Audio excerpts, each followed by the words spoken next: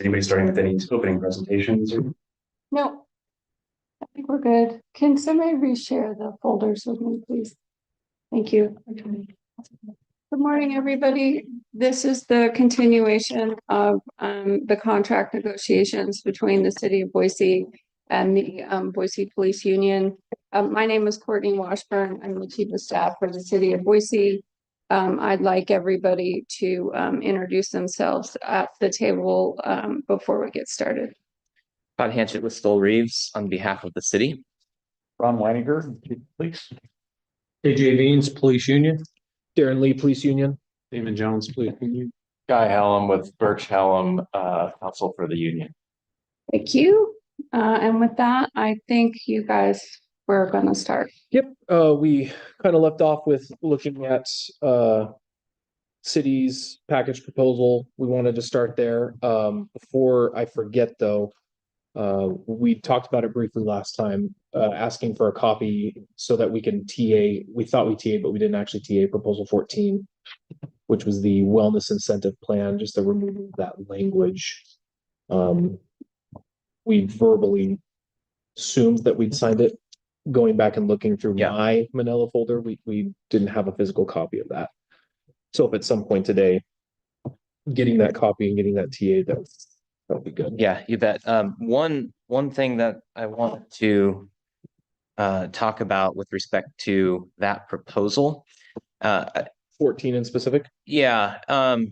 I think the way that the language, the changes that we made to it that we agree on, I think we might need to just flip the sentences so it makes more sense, because we jump in with, at least as I'm looking at it, it would it would be section 5 sub F sub 1. It would just say the cash value of such contributions will be calculated on the basis of the member's pay rate at the time of retirement, without any context. So I think so if you take a look at it, I think the next sentence that talks about the member accumulating sick leave at the time of per se eligible retirement shall receive the HRA VIBA in an amount equal to 75% of all accumulated sick leave.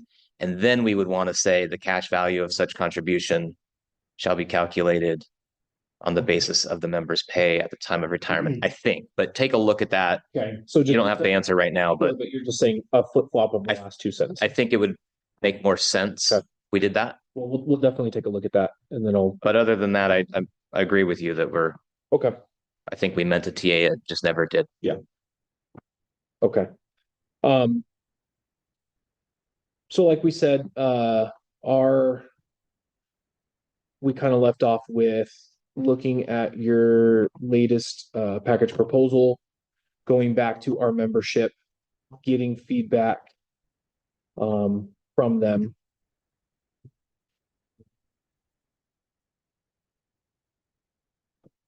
I wanted to bring up some of the things that were brought up by our membership. I kind of have them all lumped together.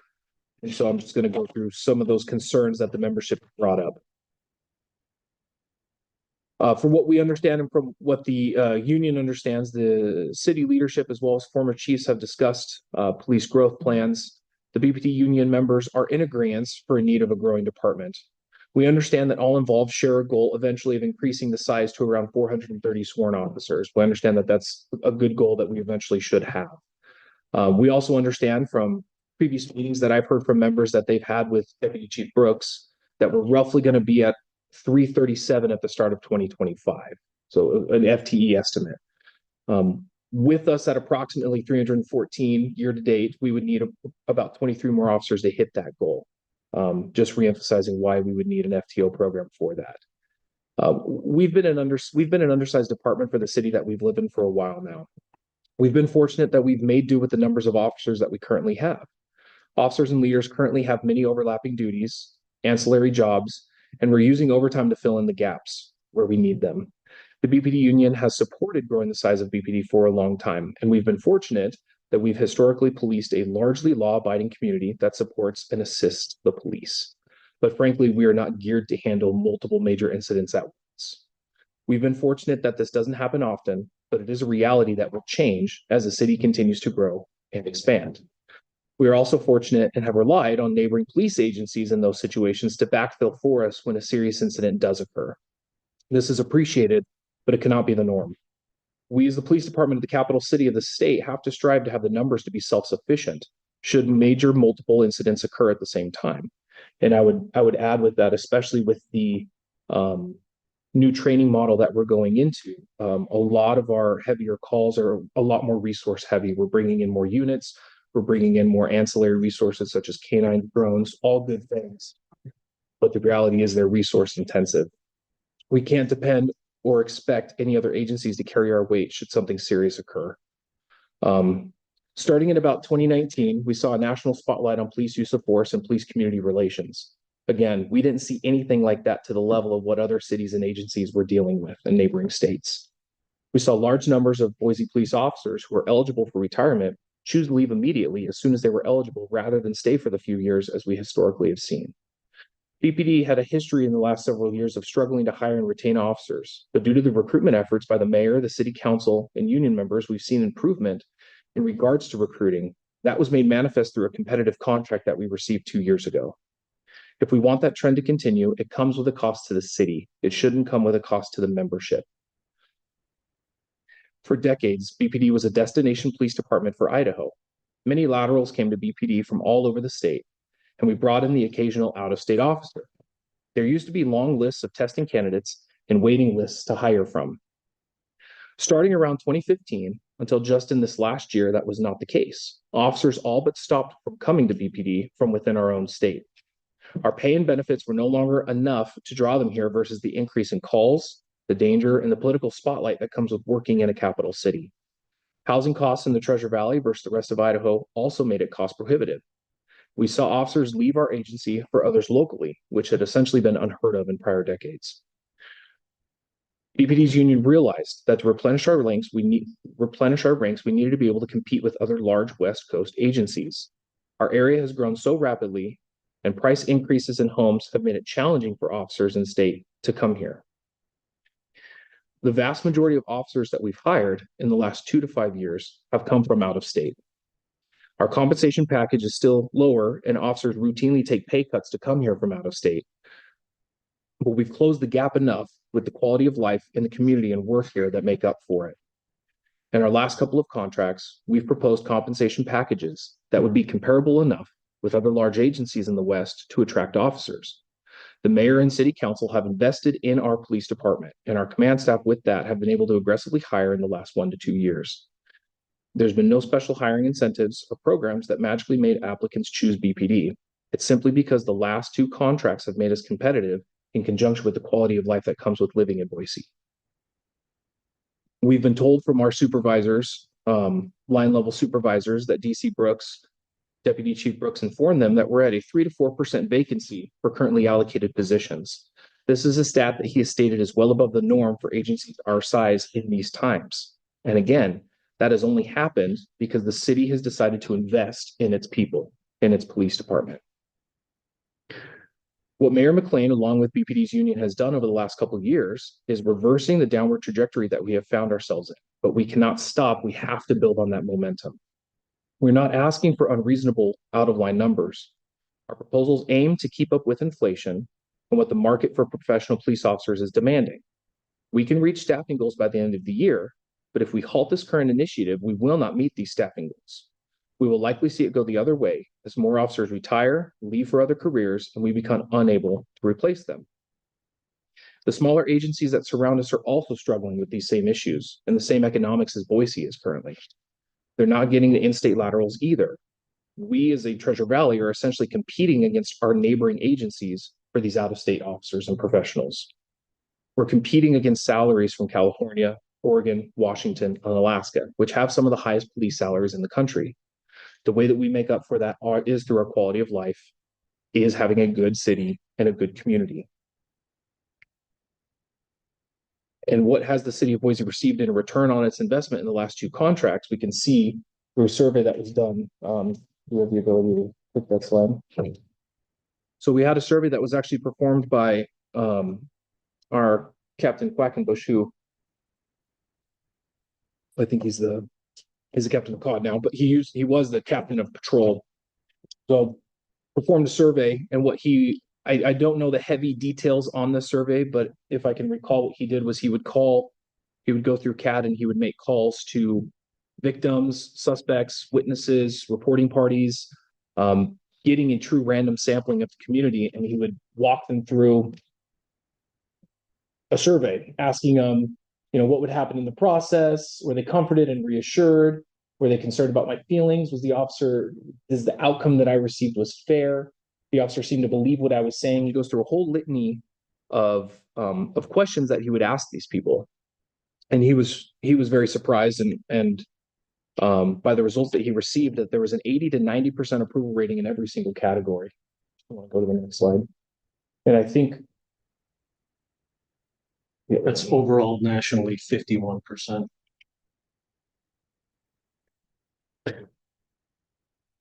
And I think the bottom 5 or 6, I think, is what I want to. The officer listened to what I had to say, had an 89% strongly agreed approval rating. The officer seemed trustworthy, an 89% approval rating. The officer treated me with dignity and respect, had a 94% strong approval rating. The officer appeared to know what he or she was doing. The officer did not discriminate against me because of my race, gender, age, religion, or sexual orientation, had a 96% strongly approval rating. The officer was fair and even-handed, 89%. The officer treated me politely, 95%.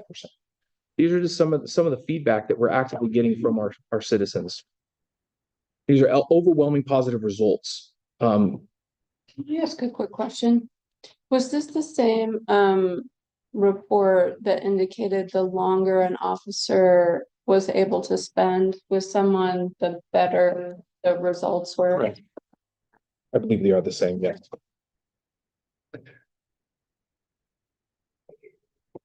Just a few short years ago, many of these West Coast agencies in Washington, Oregon, and California were voting to defund their police. Obviously, the citizens and the politicians thought they could get by and stated they were not happy with their product. Many of these same cities have realized their errors and have had to backtrack on that. Their police numbers plummeted, and they've had to drastically raise their budgets to catch up. But the mayor and the city council here were smart enough to see through that hotly politicized issue at the time, and they increased funding and invested in their people and Boise Police Department for more staffing and retention. And we are currently reaping the rewards of that decision with the increase in the hiring that we've received. We simply are asking to move in the right direction. There's a reason why yesterday Mayor McLean, during the state of the downtown, while speaking to the Downtown Boise Association, spoke about safety. She touched on the point that a family could come down to 8th Street, have dinner. They don't have to worry about their kids running around or have to worry about their family in downtown core. It's safety. The city is different. It's because people feel safe here and they are safe here. The last contract was an investment into its people, and we are seeing the results of that. Other feedback that we received in speaking with OIA, we've been told that OIA complaints by citizens are down. The Office of Police Accountability handles very minimal complaints against BPD, which has historically been the case going back to the 2000s when the office was originally created it was originally called the Ombudsman, but the same job. When OIA and the OPA does their reviews, the common theme that we receive is that an officer needs more training. We're not against training, but we can't send officers to extra training when we don't have enough people to carry out the basic functions of the police department. So this recommendation doesn't solve anything because without resources and the numbers, we can't send officers to additional training beyond what they have to have. Somebody has to be in the city doing work. We know police services are expensive. They're a huge part of this community's budget and every community's budget. We also know that these services are vital, though, to keeping our city vibrant and safe and growing, a place that people want to work in, a place that people are willing to take a pay cut to leave a state to come to. We ask to keep moving forward with the momentum that we currently have. And we don't want to risk going the route of other cities who are in the downward trajectory. We would like to stay on the same path. That was some of the feedback that we kind of got from our membership. With that,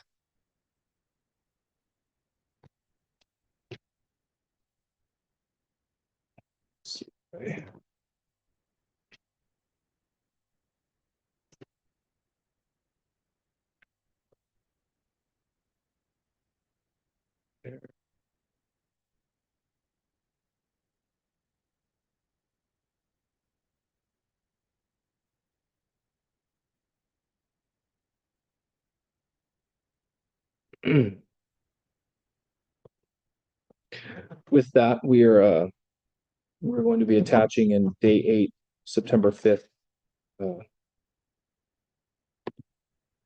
updated proposal. It'll be titled September 5th package.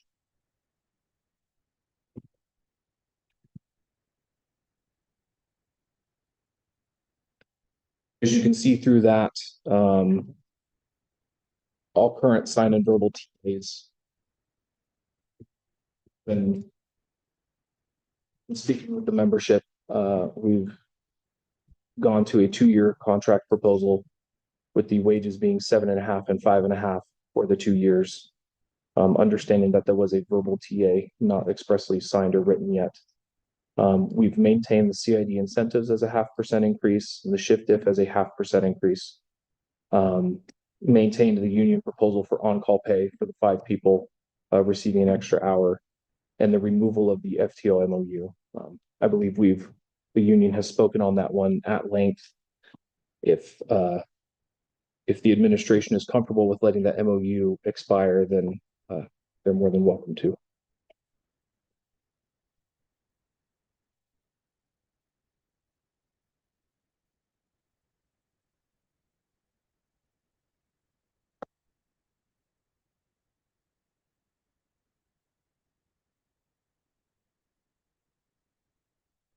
Since I don't have it in front of me, could you just walk us through the changes in this proposal relative to the previous proposal? Yes. Last proposal had a 4-year contract length. Sure. That one was a 7.5, 3 and 4 were a 0.0 based on a wages only reopener in years 3 and 4, and then the addition of the FTO MOU. Those were the only additions that we've removed. We removed the FTO MOU and we've changed it from a 4 to a 2, basically taking the reopener off, and then adding a 0.5% years 1 and 2. And the CID and shift diff, those remain the same as previously proposed, Yes. Yes. as well as the on-call. Yes.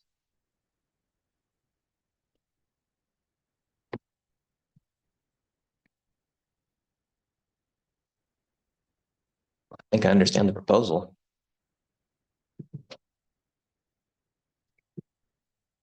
You have anything that you want to address? Okay. Well, I think we need to go discuss the package that's been presented. Just a point of order and scheduling. I think Chief has something that we need to work around later this morning. Have the swearing in ceremony for 10 lateral officers joining the department. We have 14 new folks in the academy, but the 10 laterals are being sworn in at 11 o'clock. So Okay. I'll need to be at the station for that. However, that works into our day. We're just doing early lunch. We'll just try to work around it as best we can. Yeah. But didn't want to wait to spring that on you until 10:30 or so. Surprise. We knew about it too. Yeah, right. We all got the emails. Okay, well, with that, why don't we take a caucus so we can discuss? I have no idea how long we're going to need at this point, but Want to we'll, knock on our door at 30 minutes? yeah, I was gonna say, we'll set it, what is it now? 9:21. Let's set it at 9:45. Okay. You return back here at 9:45? No, we'll come knock. It almost certainly is going to take longer than that, but We'll wait for the knock. we have to put something up on the, We'll wait for yeah. You can't get it. So it's gonna be I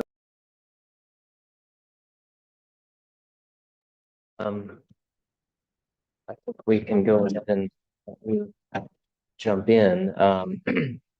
So thank you for are we on?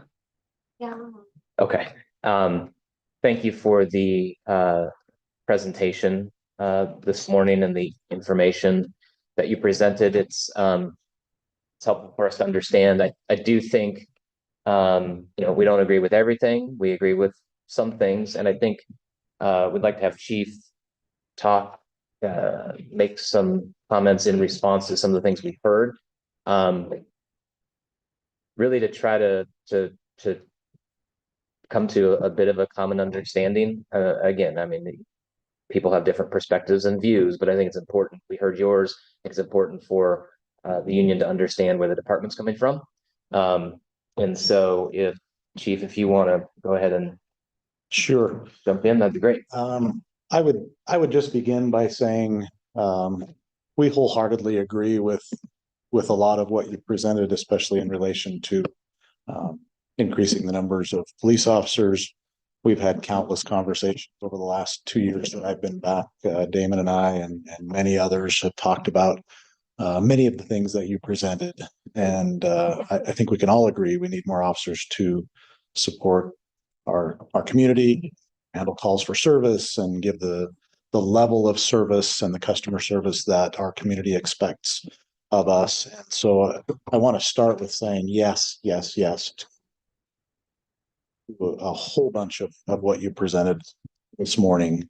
And then I would also like to just go back a little bit in the history and put some context around that. In 2018, then Chief Bones presented to City Council and received support from Council that they tentatively agreed.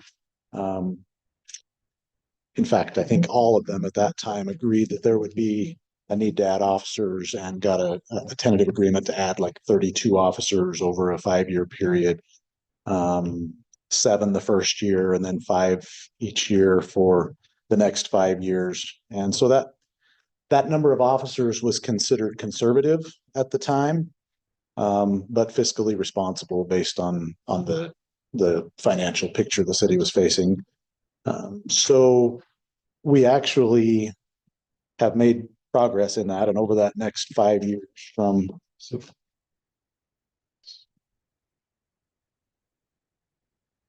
maybe I just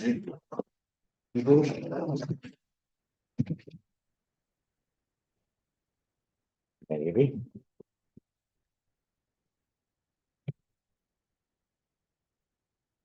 Story of my life, technical difficulties, but Not allowed. so that was in 2018. In 2019, we added the 7 positions, and this is what it looks like over those next fiscal years: 6, 5, 11 in 2022, none in 23, and 5 in FY24. So we've added positions. What we didn't really have was a plan and an infrastructure in place to add all of those officers, train them. So we had positions added, but we didn't necessarily have the ability to fill them and to do what we needed to do to get them on the street. And so we worked hard. We hired a lot of people. I think in previous presentations to leadership in the department, we've talked about how we've added a whole bunch of people, but then as you pointed out, we had a number of people leave the organization throughout some of those years as well. So with that, we have made a number of efforts over the past several years, especially the last couple of years, to increase our recruitment team, streamline the hiring process. The training division was expanded, the Advanced Academy, Treasure Valley Lateral kind of being put on a fast track, if you will, if they're coming from areas right here in the county, so that they know our systems already. We've been able to speed up that process, recognizing their training and experience, and getting them through field training officers. We have made extreme efforts to increase and improve our culture and officer wellness, all the different efforts. So I guess what I'm saying is, yes, we agree wholeheartedly that adding officers is important. We have put the infrastructure in place to hire, train, and recruit new officers to the city of Boise. And we do recognize the historic investment that the mayor and council have made in the department financially. and otherwise. And so all of those things together, we believe, are a reason for our recent success. And yes, finances are part of that, but any leadership study will show that motivation to be able to recruit and retain people is never successful on money alone. And if wages are comparable, then it really boils down to culture and working conditions and leadership, organization itself, and all of those things. So while we agree on the fact that we are seeing success and we are hiring and we have historic low vacancy rates at the moment, we intend to be fully staffed for all of our authorized positions by early January of 2025. All of those things come because of all of the efforts that have been made, not just because more money has been offered, if you will. And so with that, I think it's important to just talk a little bit about the workforce stabilization, the response evolution, the 5-year public safety priority initiatives that we've instituted in the department and that the council and the mayor have acknowledged and are supportive of. Community policing really requires more officers, as you pointed out earlier this morning, to handle the calls for service that are happening and to provide a positive outreach and to have successful outcomes. And the survey that you talked about really is something that points to how our police department is different than other places. You showed what the national average is for satisfaction rates and what it is in Boise. And that survey has been conducted over a number of years. And we saw a dip in satisfaction rates, albeit a small one, minor one, but it directly correlated to the time when we had fewer officers in patrol. Our calls for service took us longer to respond, and officers were spending less time on those calls. And so this most recent survey that was just done pointed out and showed an increase in customer satisfaction. And when I say customer, you said exactly right. It's not just victims of crime, but it's suspects, people who have had force used on them were surveyed, people who had any contact with police on a call for service were randomized and surveyed. And so those results indicate to us that more time spent on a call for service, the better the outcome and the more satisfied the citizen is. The quicker we get there, the more time we spend with them, the better resolution is. Even if it's a negative outcome for somebody, obviously somebody might be arrested and go to jail, but if officers treat them politely and don't discriminate and spend time to resolve the issue and all of those things that are represented in the survey, those are a success measurement, in my opinion. And I agree with you that the way to improve on all of those things is to hire more officers and help them be successful in the job. What we might have a little bit different perspective on, I guess, is that we feel we are in a good place. We had over 200 applicants for the police officer position when it was recently opened in our most recent round of hiring. We have 10 lateral officers graduating from the academy today. We have 14 new officers with no previous experience in the academy right now. We have another 8 officers, laterals, most of them local, many of them local, from Idaho and from the area that are coming over and starting before, I think by October. And that will help put us towards that 0 vacancy goal that we're shooting for in January. We have not lost an officer to see locally here in the last 2 years that I'm aware of. We are attracting officers from other agencies in Idaho and other states, certainly. We have an officer in the lateral group that's graduating today from Georgia. We have them from all over the country. And so while I agree with you that it's important that we get more officers on the street and more officers into the Boise Police Department, our perspective is that we are very successful at doing that right now, and our projections look really good for attracting people and hiring them and bringing them into the departments. And it's not going to suddenly drop off and dry up if we don't make investments in raises to the current officers. We are seeing people that want to come here for the reasons that we've outlined. And we are seeing, frankly, in this recent history, historical numbers of people applying to the department who are either born and raised here in Idaho or who really want to be here and want to be police officers. So we are seeing significant increases in the applicant pool to the department, and we are hopeful, not just hopeful, we are confident that that will continue into the future as long as we're competitive in wages and benefits. And I think we can probably pull up information if you are interested. We've looked at all of that before as far as where do we stand in relation to other police departments. We are currently higher in many aspects of pay and benefits, certainly than our Idaho counterparts, but we are also quite competitive in those agencies around that you referenced from other coastal or western police departments. So if I can jump forward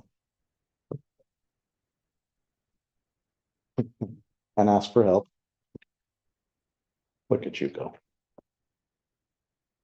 So talking about service and satisfaction, the service levels, I think we all agree, again, we've had many conversations, they increase with the numbers of officers, right? When we have officers who aren't working crazy amounts of overtime just to try to fill gaps, when we have enough officers on the street to respond to calls, we have enough detectives to investigate crime, we have enough officers to really invest in youth programs. The recent Shield Academy over the summer, we held 2 sessions of that. Those types of things really speak well to our community engagement, our involvement, and our satisfaction of our residents and citizens. But these are the expectations that we believe we are hearing from our constituency, and these are the things that are important to members of the council and members of the community. Obviously, traffic's always at the top of the list. Traffic-related issues, mental health issues in our community are certainly a concern, and officers are often on the forefront of working through problems with folks in that realm and that field. We know that the city is growing in a directed manner. The modern zoning code is going to increase density in certain areas of the city. We need to be able to deploy our resources optimally for those growth areas. Crime prevention is certainly something to engage in with our community, and then all of the different community partnerships that go on. These are the things that we shoot for and that we are planning for when we're talking about increasing numbers of officers. Can I ask where that list came from? Was it a survey or where? This list right here, this was more of a brainstorming list that we know are important to people. We recognize just anecdotally from our interactions and our feedback from members of our community, from members of council, from our officers. And then there's certainly some empirical evidence to indicate things like our mental health calls for service are not declining in the city of Boise for sure. So the modern zoning code implementation, the growth of the city, that's certainly been laid out a number of times and places, and we know where that growth is going to occur based on the zoning along State Street and all those things that have been discussed. But no, this is not a survey result. This is just us identifying priorities that are important. I want to go back real quick. I had a question about, you said we had 200 applicants. Being realistic with the situation we are right now, from what I understand, about 70% of our young people in this country couldn't even qualify to join the military. But out of the 200 applicants that we have to, which I've been in both, and it is really more stringent to be a police officer than it is to serve in the military. Out of these 200 applicants, what is a realistic number that we have seen that we can actually make it to the final screening through a psychological, a polygraph, a background? What is that number out of 200 historically? I don't know that I can speak numbers historically, but I can say that we have filled our recent academy that started in July with 24 applicants who were well qualified, 10 laterals and 14 new officers. That was as many as we could possibly process at the time.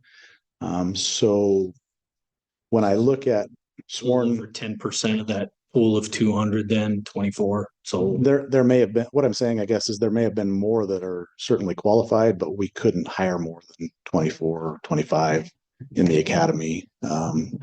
I guess what I would say is we are absolutely meeting our recruiting goals with qualified applicants. We are conducting oral board interviews. Even this week, I know they had a number of oral boards, and a number of folks have processed through that. I'm just looking at one of the more recent recruitment updates. This said, and I get one of these updates virtually every week or so. 31 entry-level applicants, 24 laterals for a total of 55. 31 entry level applicants passed oral boards in August. 2 lateral applicants scheduled oral boards in September. 10 laterals have been invited to the PRT. 2 laterals are in backgrounds. 4 laterals are in final testing. 6 laterals are starting. And the dates range from just last week until October 7th, when those 6 laterals have already been given offers of employment. But I guess what I would say is, are things the way they were in the 90s? When I hired on the department, I think there were probably 400 people that tested in the group that I tested in, and we had 3 openings. So certainly it was more competitive if you go by a number standpoint. Then I'm not sure I'd get hired today, frankly, but I guess what I'm really trying to say is our numbers are good. The captain in charge of the professional standards division is very confident. He is saying we're getting plenty of folks applying that appear to be well qualified. He said, I have no trouble guaranteeing you that we will be able to fill an academy in January if we are able to do so from the financial constraints that we're in. Not a problem. In retirement a year, it's like roughly. Depends on the year, because it's all, cyclical and when people were hired. I think we have in the next calendar year, 2025, there's about 23, if I remember right, that are eligible that could retire. We are certainly seeing, I know there's at least 1 or 2 sergeants that are long past their eligibility date, but are probably going to retire. I was thinking, how many years have we been down? I mean, we had acknowledged earlier that we're doing some things to get officers. That's what we were saying. Like we've addressed some programs, our recruiters, everything. But I guess, we've been down for, you spoke of that bone survey. I think it said we needed between 70 and 80 officers. We got 30. This was back when you originally started, I think it was 2018. Correct. Trying to figure out how many years have we been down? I mean, we haven't thought, we're talking about hiring, but we're just trying to get up to this 337. How many years have we been down? Well, I think the point that we need to reiterate is that 337 that we're authorized today includes 35 new positions over the past 5 years that then Chief Bones requested and was granted, and those were the How many new positions we have coming up, like in 2024? we don't have, so we have already filled positions for fiscal year 2024.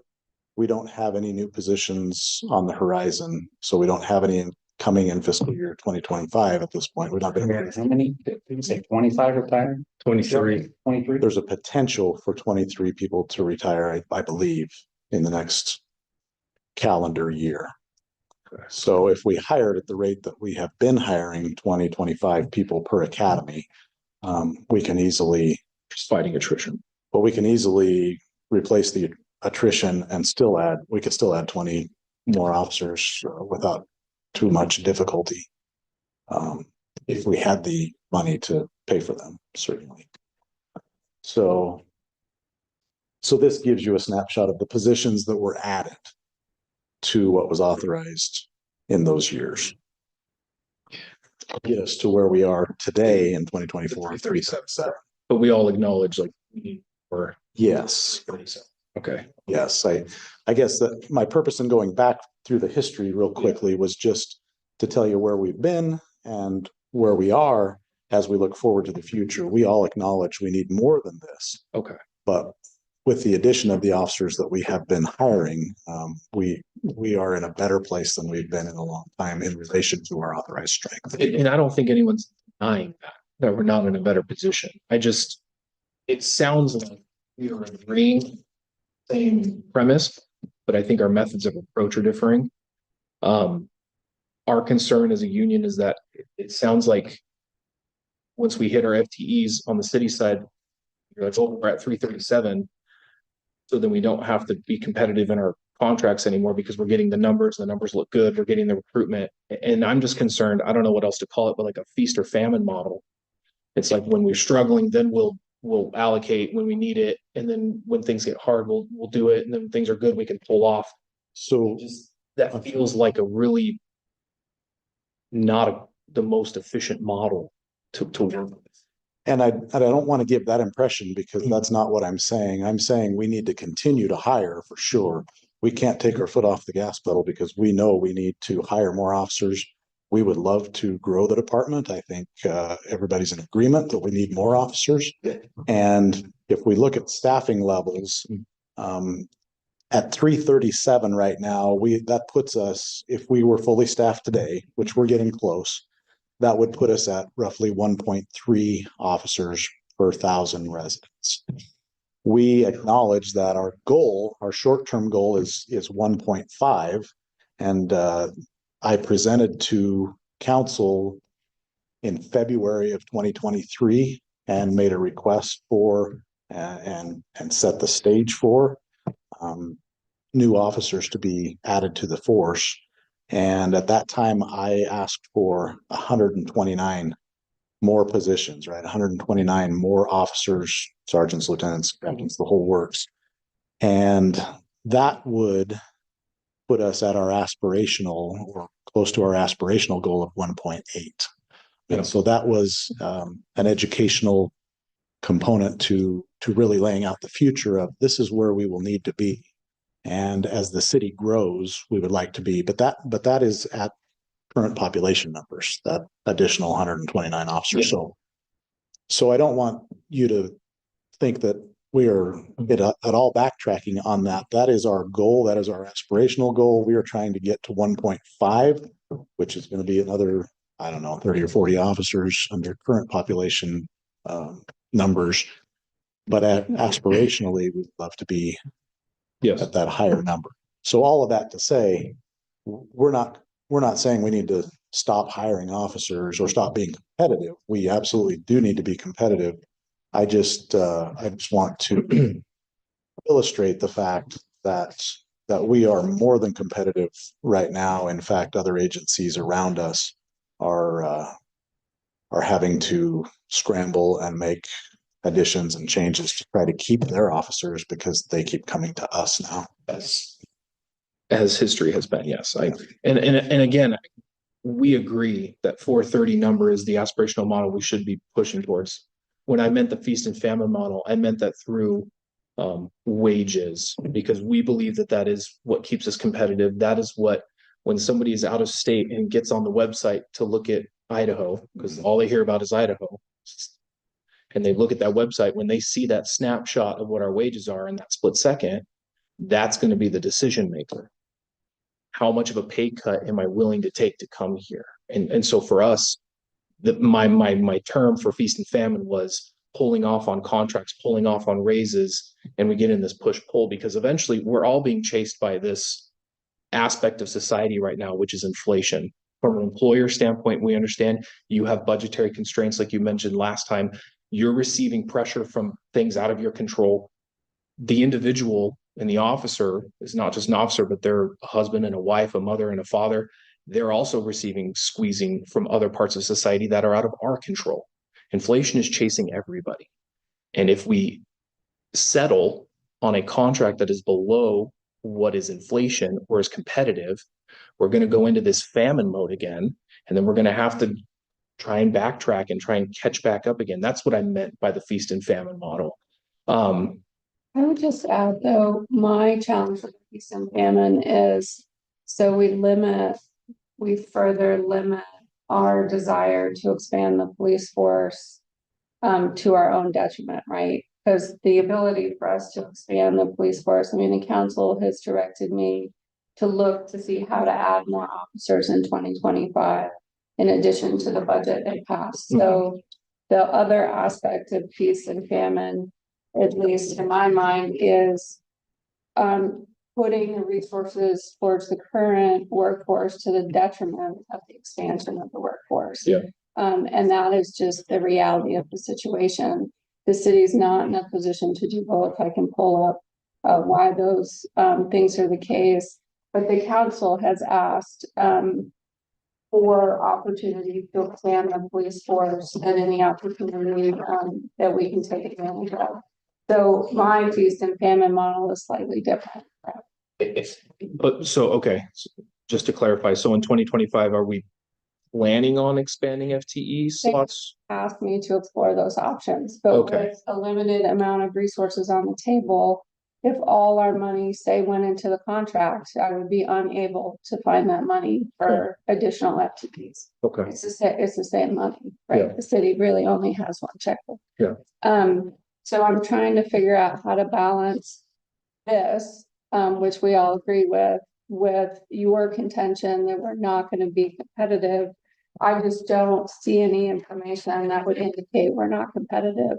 I mean, we can pull all the other police departments' salaries and benefits again if you want, but in the last negotiation, Boise was already ahead. And then we agreed to an extremely generous contract. So if we go back and look at it again, we'll just show that Boise is in the competitive. So that I'm trying to figure out this concept of us not being competitive unless we give most of the resources we have for policing to our current workforce. Does that make sense? I hear where you're coming from, absolutely. What was mentioned earlier, you mentioned leadership studies or something to that degree, and how necessarily at the end of the day, wages are not kind of the deciding factor. That As long as they're what other factors need to be defined as competitive to get people out of state to here? Oh, it's a great place to live. That helps, right? Yeah. Low crime rate, that helps. I mean, I think the point was recruitment shouldn't just be about money. As long as we're competitive, the other aspects that Boise has, and the fact we're adding to the police force as other communities are removing funding from their police force makes us an attractive place to be. I don't know if the chief had anything else to add. Yes, and I would just add culture within a department. There's a lot of discussion on what is culture, right? If I asked each one of you what a definition of the culture is, you would probably come up with different definitions. So I don't want to argue about what that is, but I think we can all agree that culture plays a big part in whether somebody wants to come to an organization or remain in an organization. People don't generally quit an organization over money unless it's like, I'm going to go make big money somewhere else. If we're making 2 or 3% more or less than somebody else in a comparable job, people don't quit organizations over that. They quit over supervisors, leadership, culture, maybe working conditions. If one person is required to do this and another person is not at a different organization, you may leave an organization for that. But by and large, money is not the motivational factor that is the biggest decision maker in somebody's mind when either coming to an organization, staying at an organization, or leaving an organization. as long as wages and benefits are comparable, so we're in the ballpark. Okay. What it really boils down to is that culture, and I would posit that we had some struggles with culture over the past few years. And I would also say that I believe we are and have made significant improvements in that culture at BPD. I would say the people that were leaving BPD for other agencies or getting out of the profession altogether was because of not money, but because of other factors, either environmental factors from political or emotional or activities that are happening in the country, the anti-police sentiment that was raging at the time, and as well as some internal things that were going on that I don't necessarily need to elaborate on, but there have been a number of things that were challenges over the past few years. I believe we have remedied many of those, and we are in a different place today, culturally in the country, as well as culturally in the department and in our community, that makes this a place that is very attractive for people to come and work. Some may not agree with that. I certainly understand that. But I think if you took a poll of officers and employees today who have been here for 10 years or more, they would say we're in a better place now than we were, whatever, 2, 3, 4 years ago, when a lot of that was raging. Does that make sense? So, It does. And like I said, I think, again, we are agreeing on most of everything. I think it's the paths of approach where we are differing. And I think, again, our job as a union, I know we've gotten onto the term of staffing today. As a union, that is out of our control. We do not dictate staffing. Simply what we're here for is to negotiate wages and benefits. And for our membership, what we're hearing is that to be competitive, to get here, we understand that we are competitive and comparable to other people out of state. But once we're living here in this location, people are trying to stay ahead of this. Like I said, this factor of inflation that is out of everybody's control that marches on, whether we like it or not. And people are being squeezed from all aspects of society right now. I think that was addressed a little bit last time. And I think we are all aware of it. We don't have to get into the minutia of inflation, but when speaking of just base wages in general, the message we received loud and clear from some of the messages that I was reading this morning is that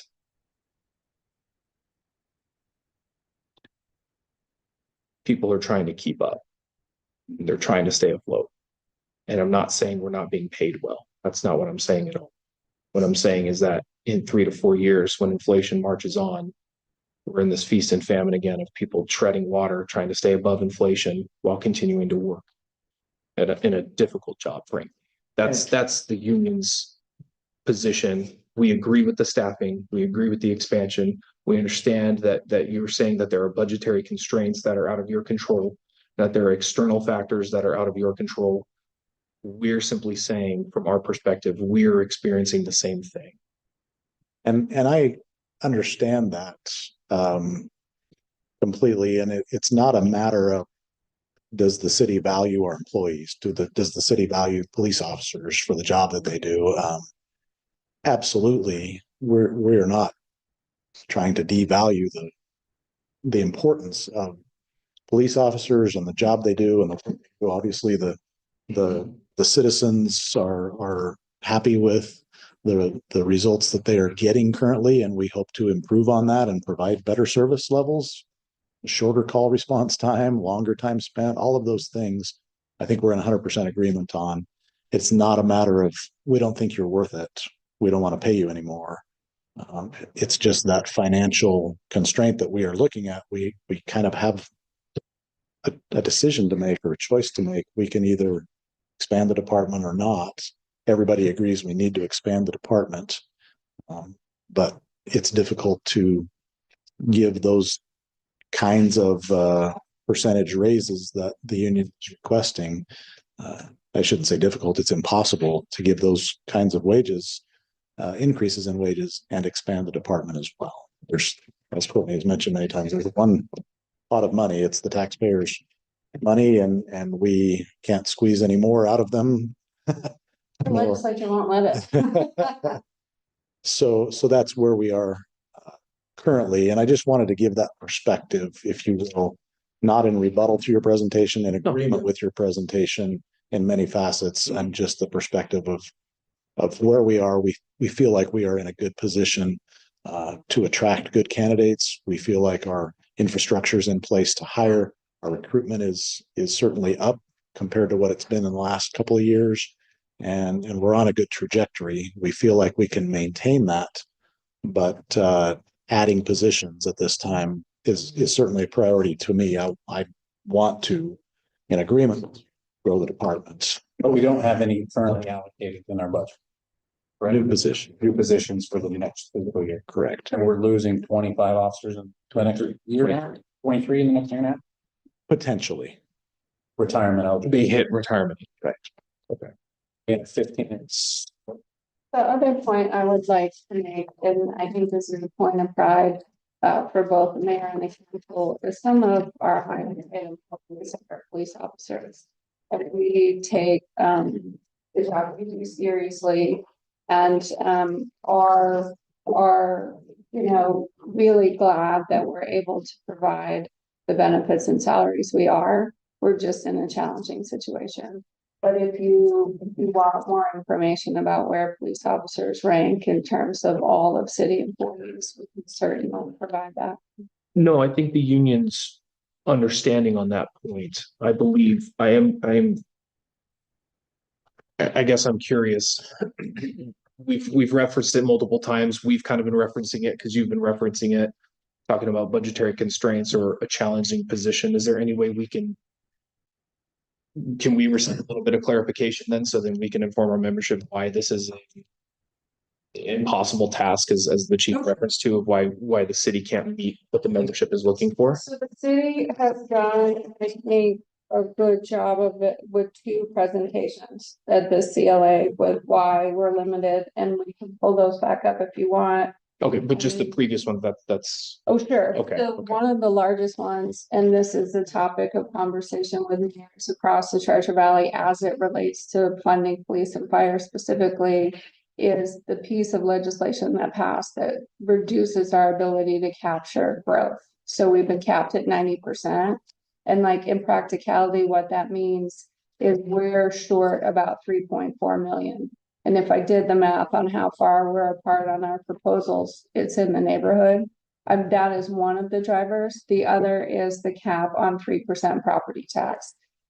Given that and inflation and the increasing cost of diversity and the increasing cost to inflation, we have less money than we had the last time we negotiated the contract.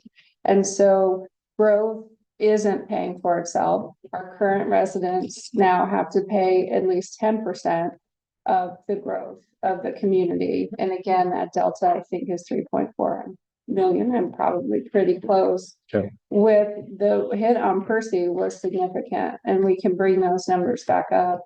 But it's a challenge. I mean, everybody is being hit with inflation. So our employees at the library, who were probably making $14 to $16 an hour, aren't worried about truck tires and steaks, right? They're trying to figure out how to get healthcare stabilized, how to get their kids in childcare. I mean, the city has an obligation to try to care for all its employees.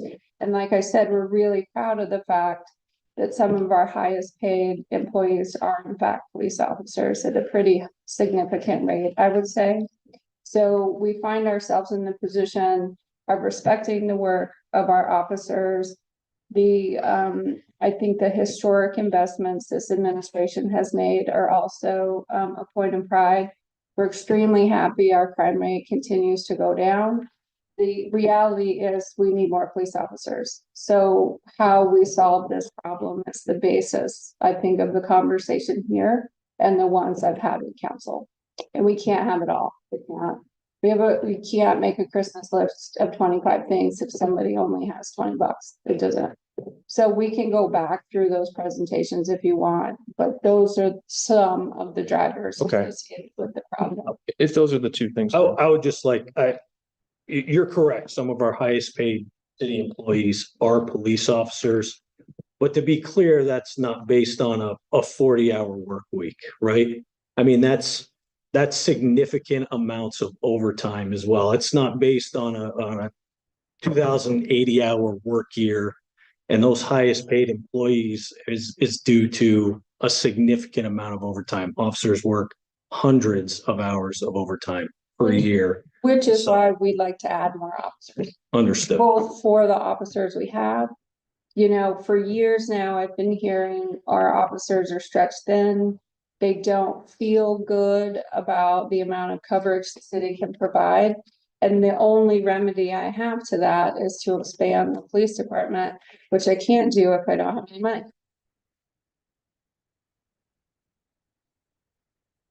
And A little bit of what you were talking about before, that you didn't want the messaging to the membership to look like we're not paying you, things in that regard. I can understand that. My concern is then on the other side of it, if we're struggling on base wages, which that's the top of each person's list of priorities, and kind of you talked about having that Christmas list of items, like I can understand how it would look like that.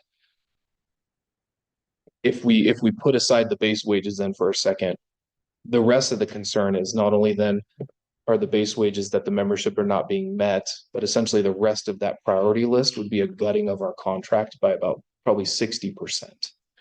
And so for us, the membership made it clear that that proposal that was brought forward wasn't even tempting to look at, because not only were base wages a discussion that we can have on our own, but then adding that on top of it was a huge concern for them.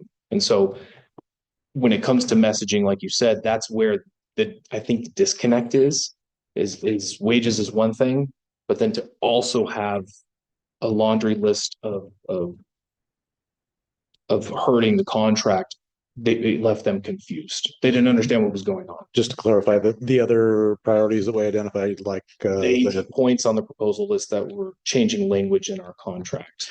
do you have a promotional list or promotional process, that kind of thing? The grievances, yeah, Okay. you guys make some ascending order. Okay. That whole package proposal was a concern for them. I mean, I think the challenge we have is similarly, I'm in the same position as having a proposal from you that I can't.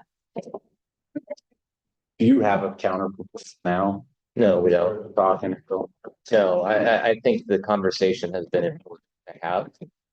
If the information that was provided this morning was good for us to hear, I think the discussion I'm able to have has been important, because understanding where each other is coming from, we're going to be able to make progress. And we've been trying to come up with ways to figure out how to move forward. And so, you know, we've presented the information that we have so that you could kind of see where the city was coming from.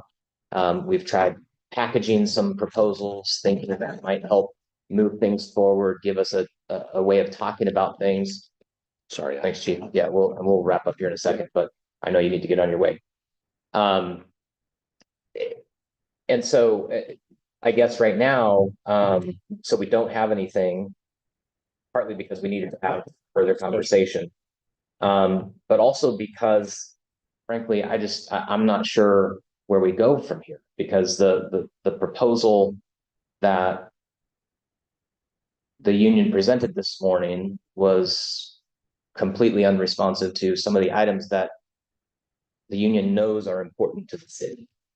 And that's why we provided them in order of priority last time, so that you would have that available to you to sort of consider and think about. Changes to contracts, I mean, it goes both ways, right? There are things that the city needs to change to be able to operate the department more efficiently and more successfully.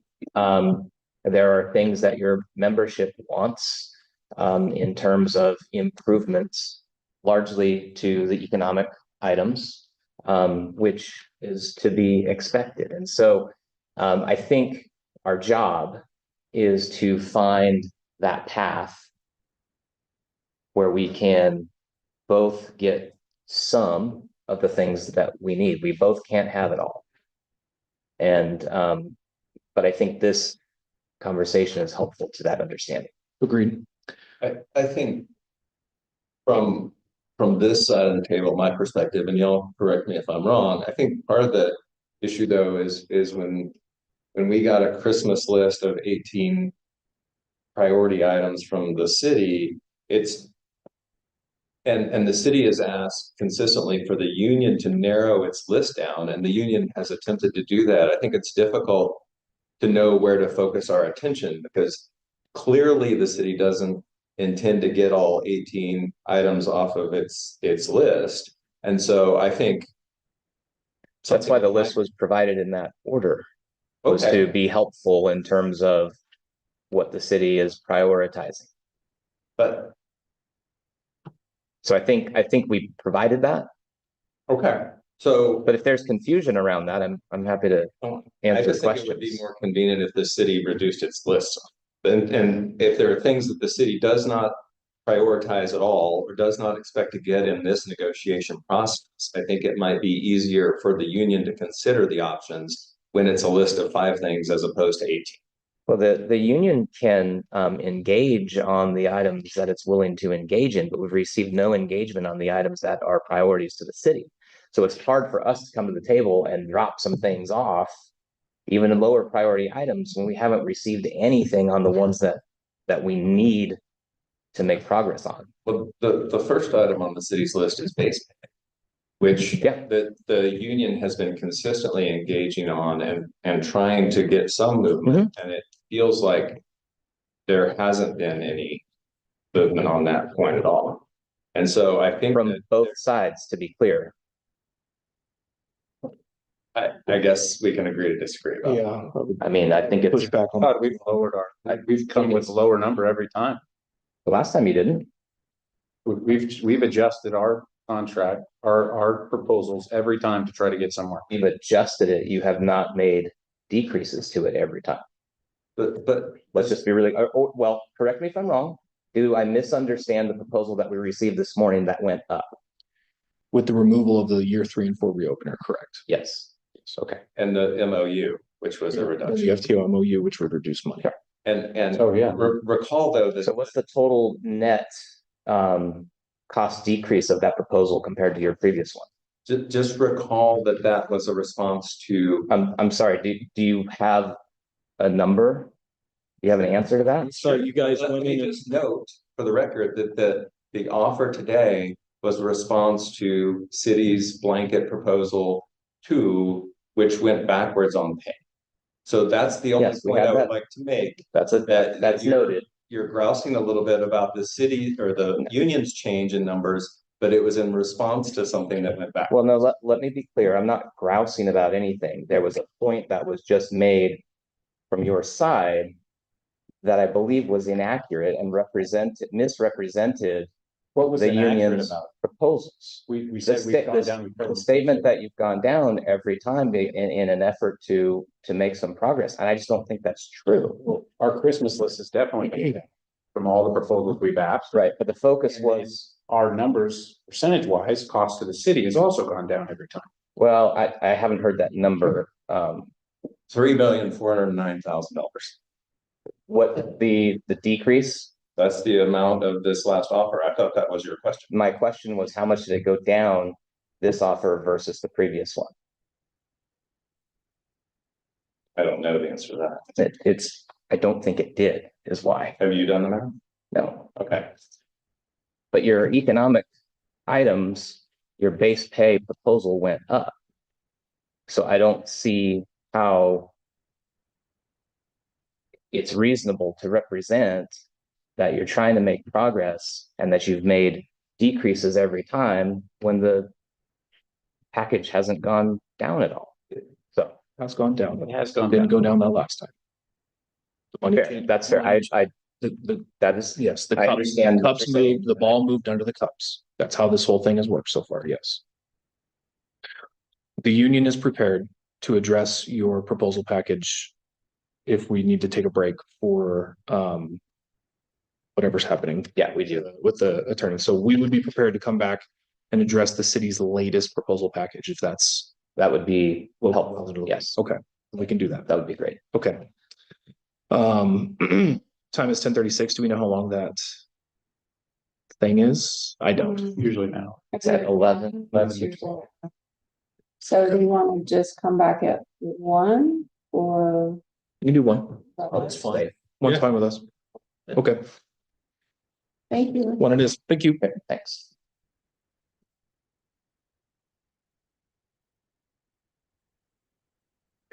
Going through the city's last proposal from A7. City's proposal, very first one, we can going through these line by line. City proposal 18 dated 6/6/24 was the offer of a 4-year contract. 2% in year 1, 2% in year 2, 1% in year 3, and 1% in year 4, with basically a clause in there with no back pay with a ratification of the contract. And from my understanding, it seems since we have no positions allocated in 2025 and we have no money going towards any positions in 25, I think it seems a little weird to try to tie our pay raises to more police positions. City proposal 12 dated 8/15/24. This is a complete gutting of our promotional process for the membership. Reduces the number of years required to test for a sergeant from 4 years to 2 years. And then for lieutenant would only allow sergeants and external candidates to test for lieutenant, giving no preference to our external sergeants. And also wanted to cut out the union audit. Don't understand why we'd want checks and balances on what we do in a promotional process, but that's in there. City proposal 10 dated 5/23/24. Removal of arbitration in the grievance process where rules of evidence of the state of Idaho apply, and making the hearing officer's decision final and binding. I believe there was a reason when we last discussed this related to cost. We believe this is a ridiculous argument since we split the cost of arbitration between the union and the city, and then the non-prevailing party pays the cost of the hearing officer. Currently, in the little over 17 years I've been here, only one thing has gone to arbitration. I'd be interesting to see some data on the cost to the city in these numbers. Next up is the city counter to union CID proposal dated 6/6/24. This would require SROs to work a 5/8 schedule on a 4% incentive, which we rejected. And within the last week or two, it is now our understanding that command staff is finally moving forward on a proposal for juvenile detectives, which I understand has been on command staff's desk for at least 8 months. And as far as I understand, the plan would be to eliminate 2 SRO positions that are currently health and welfare under SRO, move them over to CID under SVU, and then a vacant intelligence position, and then a vacant organized retail crime position for a total of 4 juvenile detectives that would handle all felony crimes where a juvenile is the suspect. And it's my understanding that the earliest this could be put into effect would be January of 2025. We would want some actual data to support that this progress moving forward is going to actually work. Before I bring to my membership something that upends their work schedule and their lives. Also noting that, I'm sorry, AJ. yeah, Have we talked about this? But are you saying the command staff is moving to address the detectives, but you want to bring that into this negotiation? I'm just a little confused. I'm saying that my understanding is that they're finally moving forward on a proposal that we've had for 8 months. As part of the contract. No. So prior when this came up on the 5/8 topic, Uh-huh. we had said that we had heard there's a proposal that had been sitting on a desk Internally. Internally. that would address the concerns that was brought up at the time. Right, I guess So, I'm now they're moving confused forward. why you're bringing it into this contract negotiation. Bringing it up because it sounds like we've found a workaround like we talked Okay. about To originally. have SROs in schools more. Yeah, it was a workaround that we thought was out there. Okay. Sorry about that. And it was. Also there is the big concern that Boise School District could go to a 4-day school week. City proposal 17/5/22/24. This was a little confusing to us. It seemed there was a little bit of redundancy in there. There was a language change of TED to training division, and then double tap the SRO 5/8 issue. City proposal 21, dated 8/14/24. Limit the number of personnel from SOG allocated to each patrol team. Enforce an annual shift druther for a biannual shift change. And I think the previous argument was it was hard because of scheduling, but we have seen no data on that on our side. And I think I responded that just because it's hard doesn't mean we can't do it. City proposal 3, basically a defunding of comp time to reduce the number to 80 hours, but membership would have access to the city's parental leave policy. And we have dropped our proposal on parental leave. That has come off our numbers because apparently that's a bridge too far for people wanting to plan families. However, one of the main goals we see when we are touted as officers is strategic planning, technology, and officer wellness. And I can tell you that comp itself is one of the biggest officer wellness incentives. Recently had an officer recounted that during a major incident here in the city that happened, I won't go into details on it, but his friend from out of town called him because he was concerned about him, checking in on him, how he was dealing with everything, and said, "Hey, I have some vacation properties in the city. If you and your wife would like to go spend some time away." Officer had the comp. He went and did it. And the officer obviously spoke to the value of having this flexibility during tough times in his career to create a healthy work-life balance. When viewed from this lens, comp time can be seen as one of the most effective officer wellness tools we have.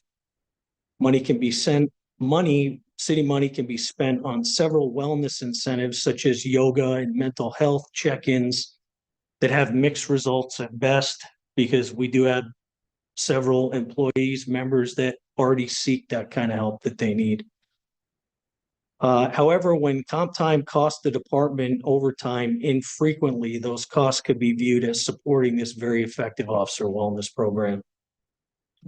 And I think historically, one of the leadership pitfalls related to comp time usage in the department is thinking of the officer in a negative or selfish manner when utilizing their comp, when in fact, most of the time they are attending sporting events with their children, spending time on personal pursuits, and attending family functions. All these activities help maintain a healthy work-life balance. which is a stated pillar of officer wellness. Companies such as Apple and Google, I know we're not them, are famous for their alternative flexible working environments. But it should be noted in the case of police officers, we have to work in office dangerous and challenging situations to earn the comp time in excess of the 40 hours we've already worked. We take it as comp. Most commonly, those extra work hours taken as comp, net financially speaking, the officer working for free, but enjoying the time off when he can. Next, we have cities counter to Union R, which is the FTO MOU, which will expire when the contract expires, and then FTOs will go down to only a passive 5% without a new contract. Basically, another defunding of the FTO program by removing the 5% and the 5% when they have a trainee and giving the 8% only when they have a trainee in the car, which is only good for 2 years of the contract, which we already know we're not going to be done hiring. We're still going to have plenty of retirements that we're going to need FTOs for. And we may wind up, I could forecast we're going to wind up in the same situation 2 years ago where Deputy Chief Brooks was attending an FTO meeting during negotiations, basically saying, what do I have to do to get more FTOs? City Proposal 23, transfers dated 8/14/24. This is basically the city would like to remove the language of just cause. So the city would only need a sustained violation of maybe the most innocuous policy to remove a member from a specialty position such as detectives or SOU, when that thing might not even be related to that work, just cause as it currently is. In my time here, I've seen personal things against membership from ranking officers, and this would just make it easier to remove a person from a specialty because they don't like them. If you're doing things correctly, you document, you supervise deficiencies, it's very easy to provide just cause to remove someone from a specialty. It's not hard if you're doing what you need to do as a supervisor. City's response to union counter on proposal 19. This had to do with mandatory training. We went back and forth on this issue, but with some counters, but then the language you wanted to add was but not limited to, which realistically could mean when it comes to discipline could be upping to including, you know, some really harsh stuff for missing a mandatory training.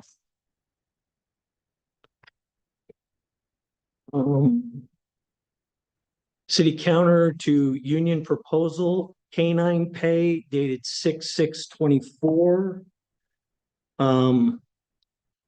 This proposal basically defunds what canines currently make, which is a half hour a day.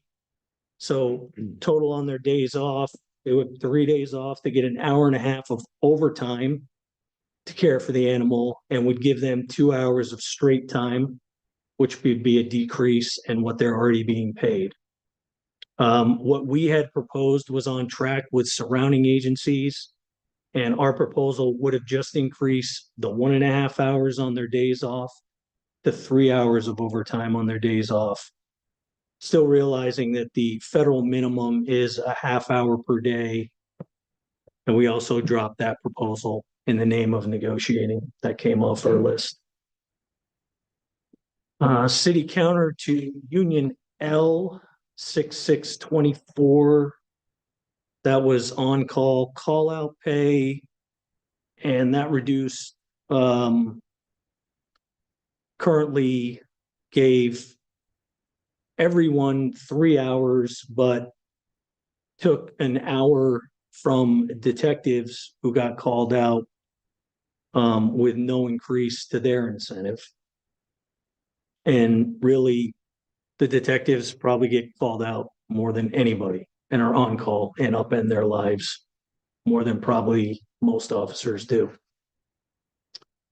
City proposal 7 was vacation leave, dated 5/22/24.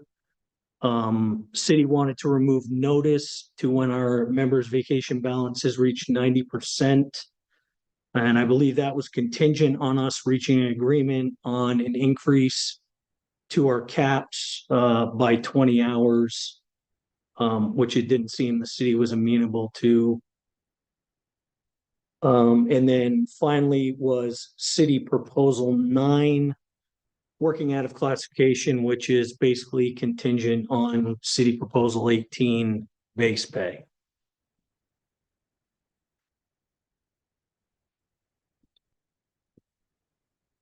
Darren? So looking through those, I think it's clear for us, and the membership made it very clear their concerns about it. Those are as we work down your list,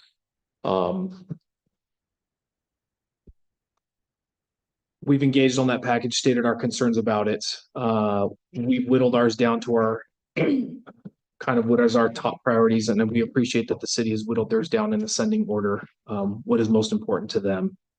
We've made it very clear. I don't know how much more to say it, but our membership has made it very clear. Say it that way. Our membership has made it very clear that at the end of the day, base wages are the pinnacle for us, and so we are happy to dig into your top priorities and your top ideas and come up with counter proposals. But as a union, we would just need to see some negotiating here. I think we've been at a stalemate for a while on some things. In that sense, do you guys are we expecting any counter proposals from the city right now or today? Well,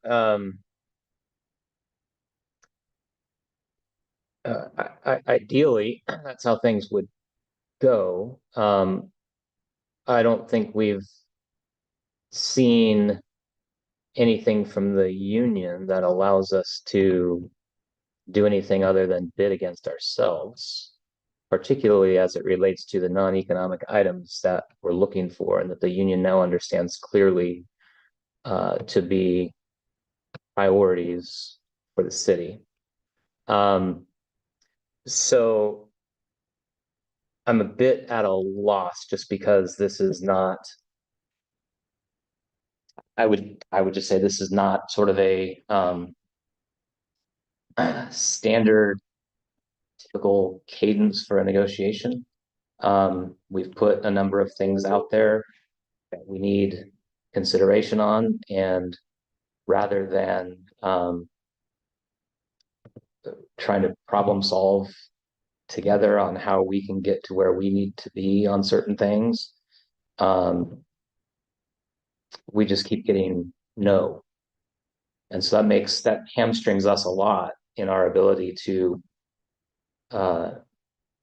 make counter proposals if we don't receive responses to the things that we're looking for. So I'm frankly just not sure where we go from here. Like, I think I stated we would want to see some data. There's not data for certain things, AJ. Okay. There's just not. It's just a I really, really want argument. No, it's not want. I mean, we can go through some of the stuff again. I mean, I think Chief has explained a lot of the operational issues. Right. And, if your response is just simply just because it's hard doesn't mean we can't do it. I mean, that's not really. My thing is these things have been in place for the 17 years I've been here, and they're not a hindrance to command staff if they're doing things correctly. They're Well- not a hindrance. See, I think I would have to disagree with that because there are things, and look, just because something's always been that way doesn't mean it's the right way or the best way.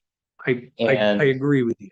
And I think that, that Chief has explained on, as we've worked through this process, why it is that some of these things are beneficial for the efficiency and the order of the department. And that's what we're looking for. I can't give you data on the promotional process. There just isn't any.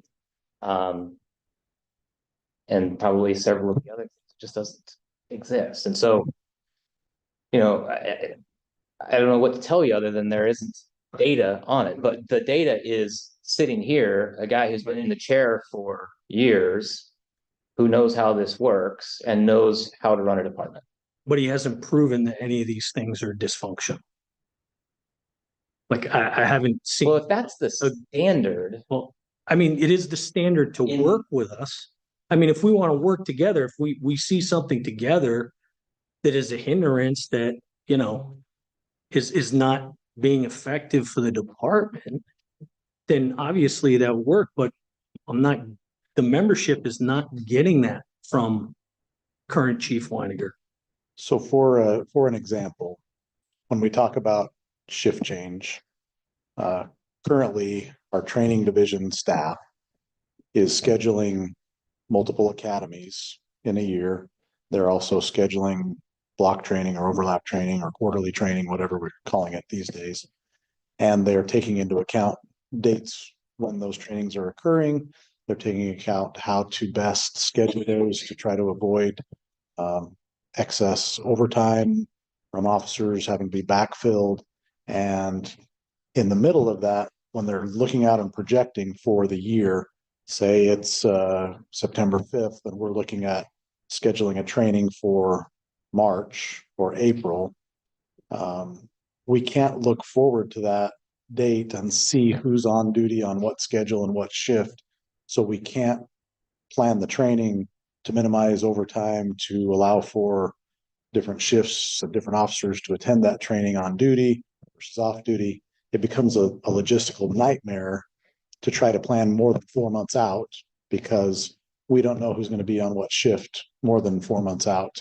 That's the maximum we know, really, who's going to be on what shift and how to schedule that. So if we were able to know, say, a year at a time, where an officer is going to be in June, where he's going to be or she's going to be in July, where they're going to be in February, whatever the case may be, it makes it possible to run the department more efficiently, to reduce the amount of overtime, to address scheduling issues, to try to avoid just the, hey, your team's got to go to training, so this is going to cost us 78 hours of overtime to backfill. But that's just the cost of doing business. We don't really need to be efficient because we've done it this way forever. We've managed it forever. But as the department grows and we're managing 337 officers and hopefully more, that's different in the way of progress than it was years ago when we were managing 200 officers and we did things differently. So we went from block training being in 40-hour blocks. We negotiated back in the day to have what we currently have. And so we have quarterly training and you can schedule 2 days in a row, but we don't do it in 40-hour blocks anymore. The idea back then was, why do we need to change? This works. The department evolves, things change. We try to become more efficient. The training division is managing more and we are training more and we are dealing with schedules more, and it becomes costly and difficult. And yes, it becomes difficult to manage those things. We see a way to do it more efficiently. We're proposing that by saying, if we could do a shift change the way we're proposing, if you have a better idea, by all means, bring back a counter proposal. But to say it's hard, but that doesn't mean we can't do it. I'm just trying to express that, yes, it's difficult, and it becomes more difficult when we can't project out more than 4 months in advance of where an officer's going to be, what schedule they're going to be working, what shift. So hopefully that makes sense as we as we back up why we're making that proposal and why it's more than just, well, it's difficult. Yes, it's difficult and then almost impossible to do without, frankly, wasting overtime dollars that could be spent better putting officers where they can interact and provide service to the citizens as opposed to paying overtime just to fill shifts to cover training costs. That was the one that was really confusing. A lot of questions on it. Like if you were to just give a proposal hypothetically that says, we'd like you to druther once a year. Like that makes sense to our membership because everybody knows what the druther is. Yep. But that proposal, if I'm remembering right, that was one that we needed to understand what it even looked like because you had certain number of specialties in certain units, certain number of people on certain shifts. So for us to be able to explain it to our membership, what it would look like, that was the one that we needed to see it, like show us what this looks like. So we could go back to our membership and say, because that one was confusing and that was the one we asked for more clarification because it was more than just druther once a year. It was like this many, I think it was positions, like there was a lot more detail that we needed to have to even possibly come to a, Yeah. So I think the two things that were coupled together probably caused that confusion. One was the number of SOG personnel on a particular shift, trying to limit that because of SOG training. I understood the why. So that's We all understood the why. It was just, what does it look like? When druther day comes, let's say hypothetically, how does that look? Show us like the map so we can say, okay, this is what it's going to look like, members. right. And that's where we needed clarification so we could explain it. Right. And I think we talked about it briefly at that time. I don't know that we came to any conclusions or clear cut. But in going back and looking at the questions that you had, I think as far as the SOG portion of that, how would that look? Would there be two positions and Yeah, how many are allowed in a specialty unit, for example?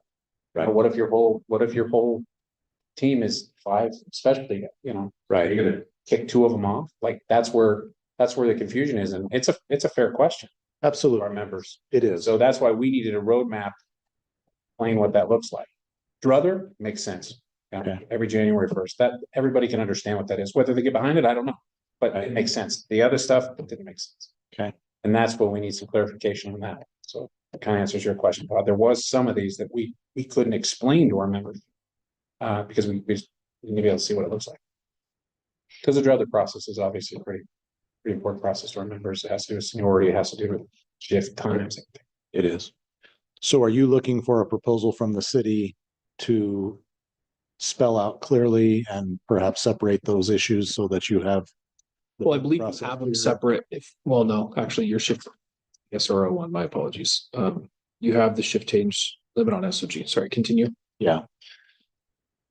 I guess I'm just asking. Yeah, does that kind of explain what it looks like? Like you have shifts currently that have numerous SOG members on. Correct. Numerous specialty positions that have SOG members on. Correct. Does that mean you're going to kick the lowest guys off? Like, what does that look like? So there's a lot of questions that if we were to explain that to our members, we got to be able to explain. We're not able to because I can't see it on a map or whatever. It doesn't make sense. And that you're referring to proposal number 7 on your priority list, number 7.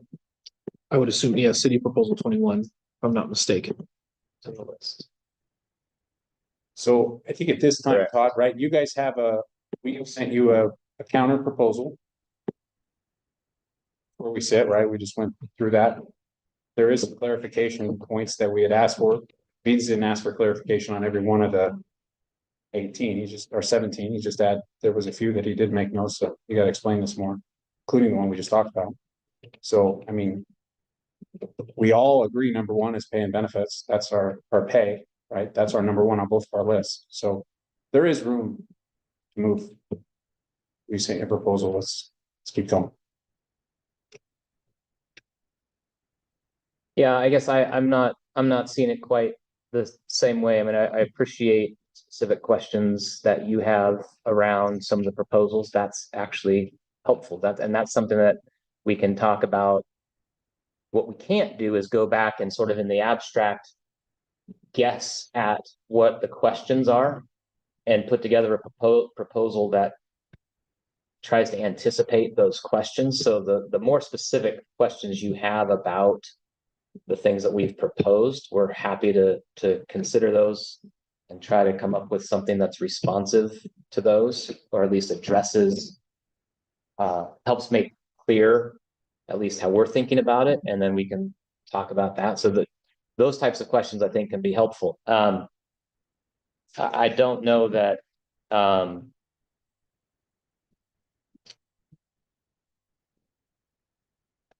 I mean, I'll just be frank. I think the point by point that we heard was in terms of responses were just sort of characterizations of the proposals for the most part. So I don't think I got a lot out of that that would help me provide something that's responsive. So we're, you know, I don't know that we've really moved the needle much. It was moved a little. So we gotta keep doing. So you have a proposal. We'll wait for a counter. We'll go caucus and discuss some of these things. Obviously, we brought up the one good example that we can't even explain to our members what it looks like. So that was your number 7. I know it's not the top of your priority list, but it's on there. Do you have any, Brought up. do you have any questions about the druther portion of that proposal being once a year? You said that one was simple, right? Well, it makes sense. Yeah, that makes sense. They want to, you know, but I guess, do you have a plan in place or currently in the works to address the SOG stuff within the patrol teams?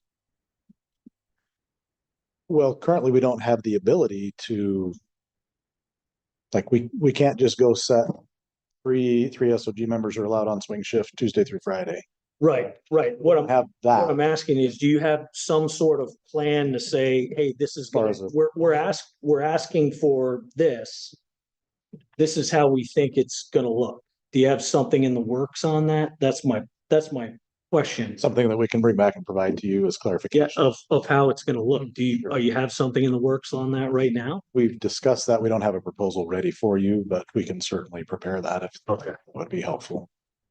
Yeah. It would just be easier. I've spoken to a few SOG members who were also seeking clarification. Certainly. There's a lot of moving. Are there any other questions in particular as it relates to that? It would be helpful for us to have in mind as we For the druthering Got it. SOG one in particular. Um, really just what it looks like. yeah, but what I guess so what does that mean? What would you want Chief, to you see? understand what- I mean, it made sense, I thought, because he's not familiar with the process you are. So if I understand correctly, you're asking what is the plan and what would it look like? In other words, two SOG members per shift.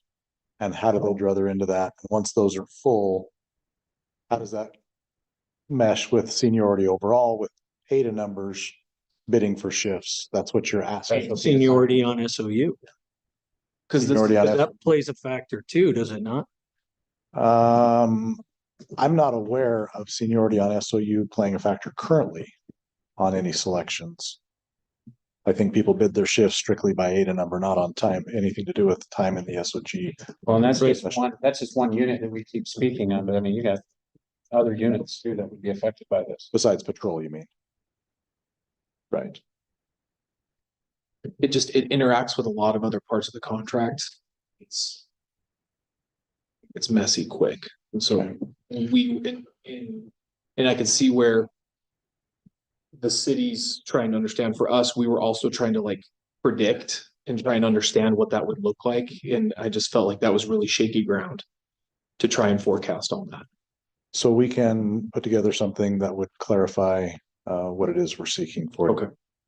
And then I guess you can I think that would ask questions from there. That would help a lot. Okay. Let me.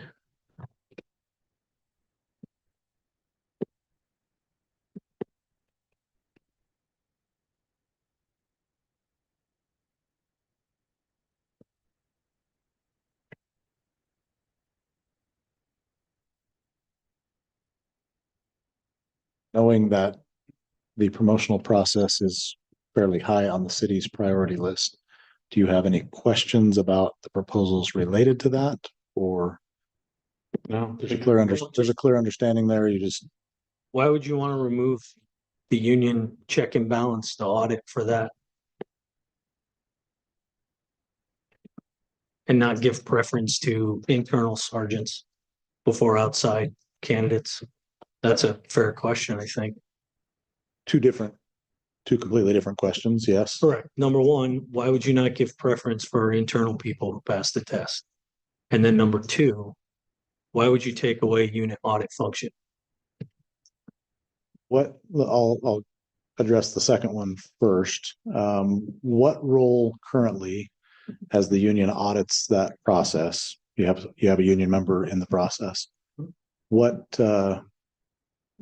contribution does that make to the selection of a lieutenant? Makes the contribution to the member that everybody was treated the same and it's fair. No one was fed for example, no one was fed a question. We're here to make sure everybody's treated the same. I mean, in actuality, and for an example, we had a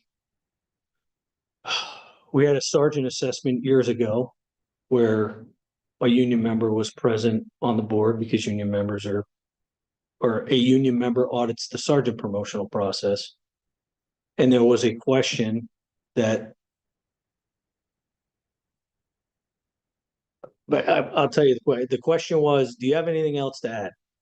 After all the other questions, if you didn't answer that question, if the answer was no, you didn't get points. And union member brought that up to the chief, was not him. He threw that question out as a fair because if I don't have anything to add, the person doesn't have anything to add. And in fairness, everybody got that question tossed out. So it's an auditing process to make sure that the fairness and our members feel comfort that everything's being done on the up and up. But the chief did have the opportunity to say, too bad, after the, Absolutely. right? Of course he did. It is nice knowing that there's someone there from a neutral party, just making sure everybody's treated the same, because everybody applying is a union member. So you're there as a union representative, making sure that all the candidates get the same question, everybody's treated the same. Well, and we didn't push back on that process for represented positions. But in this instance, it's for a position that's not in the unit. And so I'm confused. But there are For sergeant right. selection. You're correct, but there are the union members are applying for. I understand, as are others. Yeah. Right. And that is a process that is inherently given to management. Selecting members who are outside the bargaining unit for promotion or for hiring is an inherently a management function. And so this is one of those where just because it's always been that way, or not always, but been that way for some period of time, doesn't mean it's the right way, the best way, the most efficient way. Well, then Doesn't mean it's the wrong way either. I mean, what would a reason you wouldn't want an auditor? What if I'm the auditor? What would your concern be with having someone there? Well, because it's unnecessary. Well, but we're telling you that it is necessary because it brings a great deal of comfort to our members who are applying for a position, knowing that when you can look at them and say, you were sorry it didn't shake out, but you were asked the same questions as everybody else. And Not as comfort, but trust. Yeah, trust. And it's just I mean. Right. And like I said, we didn't push on it for any of the other positions, but this position is different. But I understand what you're saying, but that's really not, I mean, it doesn't hurt anything. We see it differently. Yeah, and we haven't spoken about that part of the clause yet. We appreciate clarification on that point. So I don't think it's been brought up by either side yet. Second question. The second part of that, why would we not give preference to our own people, develop our own leaders first before going to an outside candidate? If I guess our member was successful in the process. I guess giving preference is the key term there, right? If I have somebody who's better qualified and I believe is going to do a better job, but they're coming from outside the agency, why would I be limited to only being able to choose internal candidates before considering this person? So we haven't talked about preference per se, but like, what does that look like? Does the internal candidate get 5 points? Do we have to select internally before we select externally? If the internal candidate gets a 71% or whatever through the process, my external candidate gets a 95, I have to select the 71 before I select the 95. I think Yes. So why But it's- would that? Why is it Make the beneficial? Well, you're developing your own leaders who have buy-in to this city and this department, who've been here for 10, 15 years, spent time, 20 years, spent time as a sergeant, came up here versus someone who did 20 years somewhere else, and this is a retirement job for them. They don't have buy-in to the city. I'm Why would you, I'm why would you? not sure you can say that for people. I mean, Can't? I don't think you No. can characterize that. it's been, I can characterize it. I think I can. yeah, I think that most. that's it any way you want. This Yeah, I can. position is we should be able to hire the most qualified individual regardless of where they got that experience. That's it. That's the answer. And the union believes we should develop our own leaders, and if we're doing it correctly, then we should promote. That's Well, what if- we- And so you would have an internal candidate who was less well qualified, even though, let me finish, even though minimally qualified, you would have them selected over a better qualified external candidate. Is that what you're saying? if you develop a sergeant, right? Can you answer? No, I can't that? answer a hypothetical. In the police Sure world, you can. Well, it's not black and white. though. If you're talking about testing, That's pretty black and white. I mean. no, you're talking about testing. Let's just let's go with me on this. Do you, if you agree with me that you have two candidates, one is clearly better qualified? That's the external candidate. Clearly like 76 as opposed to 75 on their side, because then the difference. No, just go with me. Like you can just tell, right? That's what's not You black and have white. the information. that's always going to be subjective. We can, Who's more but that's a qualified. different part of the question, I think. The point is, if you have somebody that is a better qualified candidate, why would we want to choose somebody who's not as qualified? We're talking resume. We're talking a piece of paper. Reputation. Yeah. If we are developing our leaders, right? If we are developing people and giving them opportunities and helping them grow, my hope would be that they would perform better, right? So if I've done everything I can to help the person grow and develop, and they're now competing for a position, and they come out, if we all agree that the process is fair, right, and it's all objective, they come out with a 71, which the minimum passing score is a 70. And I have another candidate who comes in, frankly, a lot more breadth of experience and does better through the process and clearly shines much higher. And maybe they get a 95. Just trying to reiterate Todd's point. Why would I disregard this guy who wants to come in and be a part of the organization and brings unique skills, talents, abilities, and experience that our internal candidate doesn't have or hasn't demonstrated through the process? Why would I say, nope, can't consider you. I have to promote the guy who's a 71 or the girl who's a 71. We just feel for a management position, lieutenant and above, not represented by the union, we should be able to select the best candidate for the job in the department. It's not like that's our goal to go fill the department with people from outside. Certainly our goal is to help Could it people. be a new chief's goal to do that? Could it be a new chief's goal to change our culture completely? I mean, across the nation, hiring an outside lieutenant, it's not a norm. Like you develop your own people, you spend money on them, you train them, you bring them up, they learn, you promote them. Like, why would we not want our own people first? And if we don't have any more, like we have it now, then obviously you go outside and choose your most qualified person. But that would be. I mean, that just goes against the norm. And honestly, we've found ourselves at Boise Police in this place more than once, which is kind of unusual. I mean, most agencies, would you agree with me? I mean, you've been caught for a long time. That's not a totally normal thing. We've been in a unique place in the last 3 or 4 years, which is not normal nationally, or it actually hasn't been normal with us. We've always been able to promote from in until recently when we've had so many openings. No one's saying that we don't want to, just to make that clear. We're saying we don't believe that we should have to, where there's a difference in qualification. We absolutely want to, Chief already said it, we absolutely want people to come up through the process. We want to promote from within. That's not a question. That's not even up for debate. We agree on that. And I would say an answer, could a chief want to do that?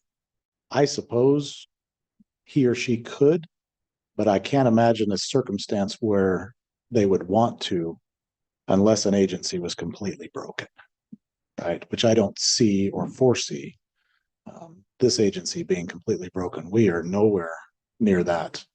We were faced with a unique situation a few years ago where we didn't have anybody applying internally.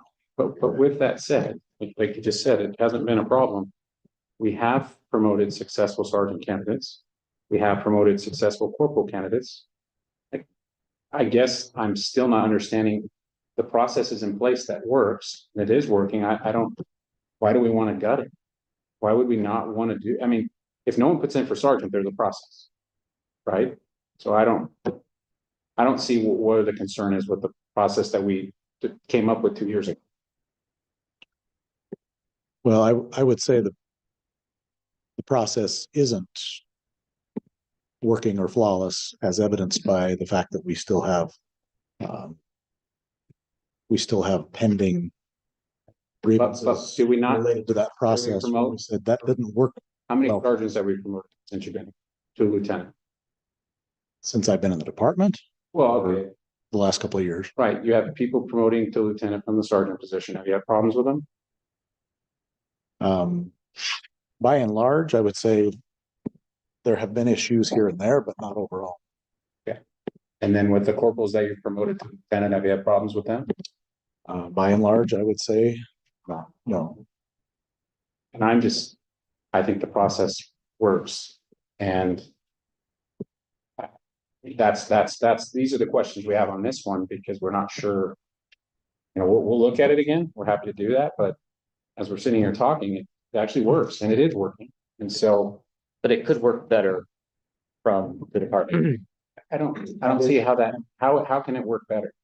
And we've had corporal candidates that we didn't promote It can work based better. on the language of the contract. And that is being challenged.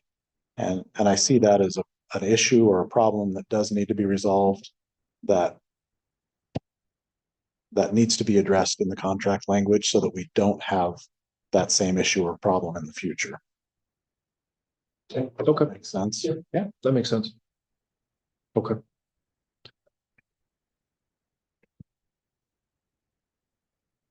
Probably need to talk. So, And you have a proposal, right? oh, yeah. They have a proposal already on. We've sent them a proposal. Yes. So, but we can go back and discuss those things. Unless you guys have something to hand us, or are we just discussing topic at hand? Nope, I would discuss the topic at hand.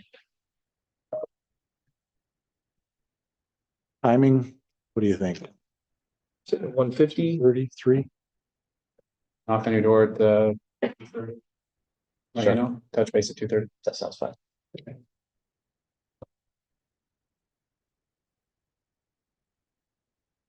Okay. Appreciate that. We had the chance to go back and talk a little bit. These are some items. As we currently stand, we're officially waiting on a counter proposal from the city, but these are some areas. As we spoke together, took some calls, we were able to identify that we could find some middle ground on, we believe. And so I want to go through a few of those proposals as the city prepares their counter. In regards to the promotional process, the union would be willing to entertain a revised proposal that cleans up the language that makes it clear that a 6-year officer does not get preference over an external candidate. In regards to, do you guys have any questions about that one? Yeah, hold on. Let me make sure I understand what you were suggesting. So That this is city proposal 12, promotional process. Yep. Down at the bottom paragraph, the lieutenant promotional process. We just want to make it clear that that language maybe that needs to be rewritten, and if there's a cleanup there that needs to happen, that makes it very clear that a 6-year officer will not get preference in comparison to an external candidate. If that proposal was brought forward, I think we would be able to start finding some ground there that we could look into. okay, so I just need to make sure I understand. So an internal Corporal. candidate Corporal would not, That paragraph is not, seemed to be the one Yeah. that Chief Weiniger alluded to that he had the most problem with at their last session. Hmm. And if you sent us something that cleaned that language up the way you want it, I think we can find, yeah, we could work on I that. think there's something.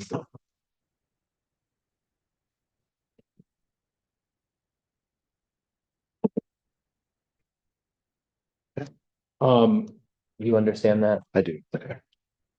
clearly enough to guide me? Yes. Okay. Okay, I think that's all we need. I think that's where, yeah. In regards to the SRO situation, as in speaking with them and as as our current contract stands, SROs have the option to work 4/10s or 5/8s. We believe we can find a middle ground there if an incentive is given to work a 5/8, but still maintaining an option. So we think that a financial incentive with an option to work the 5/8 specifically, but still have the option to go between the two, we think that there is ground that can be covered there in speaking with those whom that affects directly. Do you think there would be any to, for the city in that space to designate preferred schools that are 5 days a week? So that would probably mean moving some of these folks around. But I believe in talking with the school district, there are some schools that believe they're more in need of the 5 day if we can't get them all at 5 days. We would have to obviously go ask them about that. But yeah, we'd That's a be willing question. to ask that. Yeah. Right. Yeah, I mean, in theory, if there was a good enough incentive to make them 1/5/8, if they chose to, like they currently they can, then maybe that's, an option. But to make clear, we're suggesting then if we have SROs who are choosing to work a 5/8, we would move them to these preferred schools who are asking for that. Mhm. Yeah, If that's, that's possible. yeah, that's something. we can- And that might be, because again, in this space, we're representing the desire of our client who pays a large part of the cost for the SROs. So Okay. if they have schools in that space, they would prioritize for those Yeah, Fridays. it's like a We preferred would school. like the option to match those officers at those schools. If Okay, that makes sense. I don't want to put you on the spot. Would you You have an can. idea? Would you have an idea how many preferred schools we'd be looking at then, if that was the case? No, I mean, your SROs probably know the ones that have the bigger challenges on Friday, Sure. just as well as the school district does, but I'm sure we could facilitate a list. Okay. That would be helpful. Okay, And it would probably based on the parameters that make up the list, in case it moved, like the school that has the biggest issues on Friday, or the school that has the most impacted community, or some sort of parameters, so that as the schools change, it's not stuck. Like, I don't want to be like this school, this school, this school, but these are the having it set in parameters stone, yeah. the school district would like prioritize based on the student community. That makes sense. I think we could probably get somewhere Okay, if the school district, either Boise or West Ada, had the ability to have input into that. I think we definitely can go back and have a conversation about that. And then also speaking in regards to the language on the missed mandatory training one. Mhm. We looked back at that one.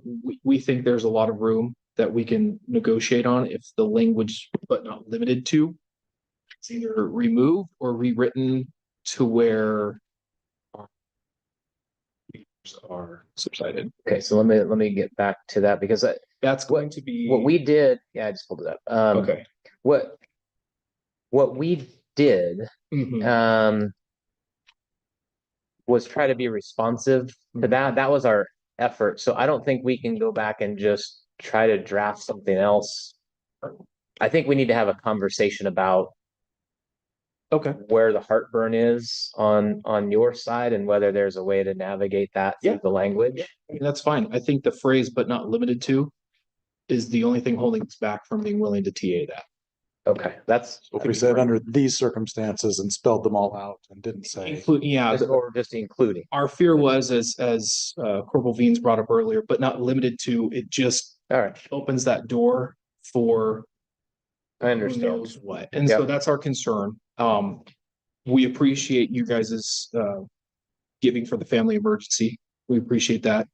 The only thing holding us up was the "but not limited to" language. Okay, that's what I needed to understand. Somehow clean that up.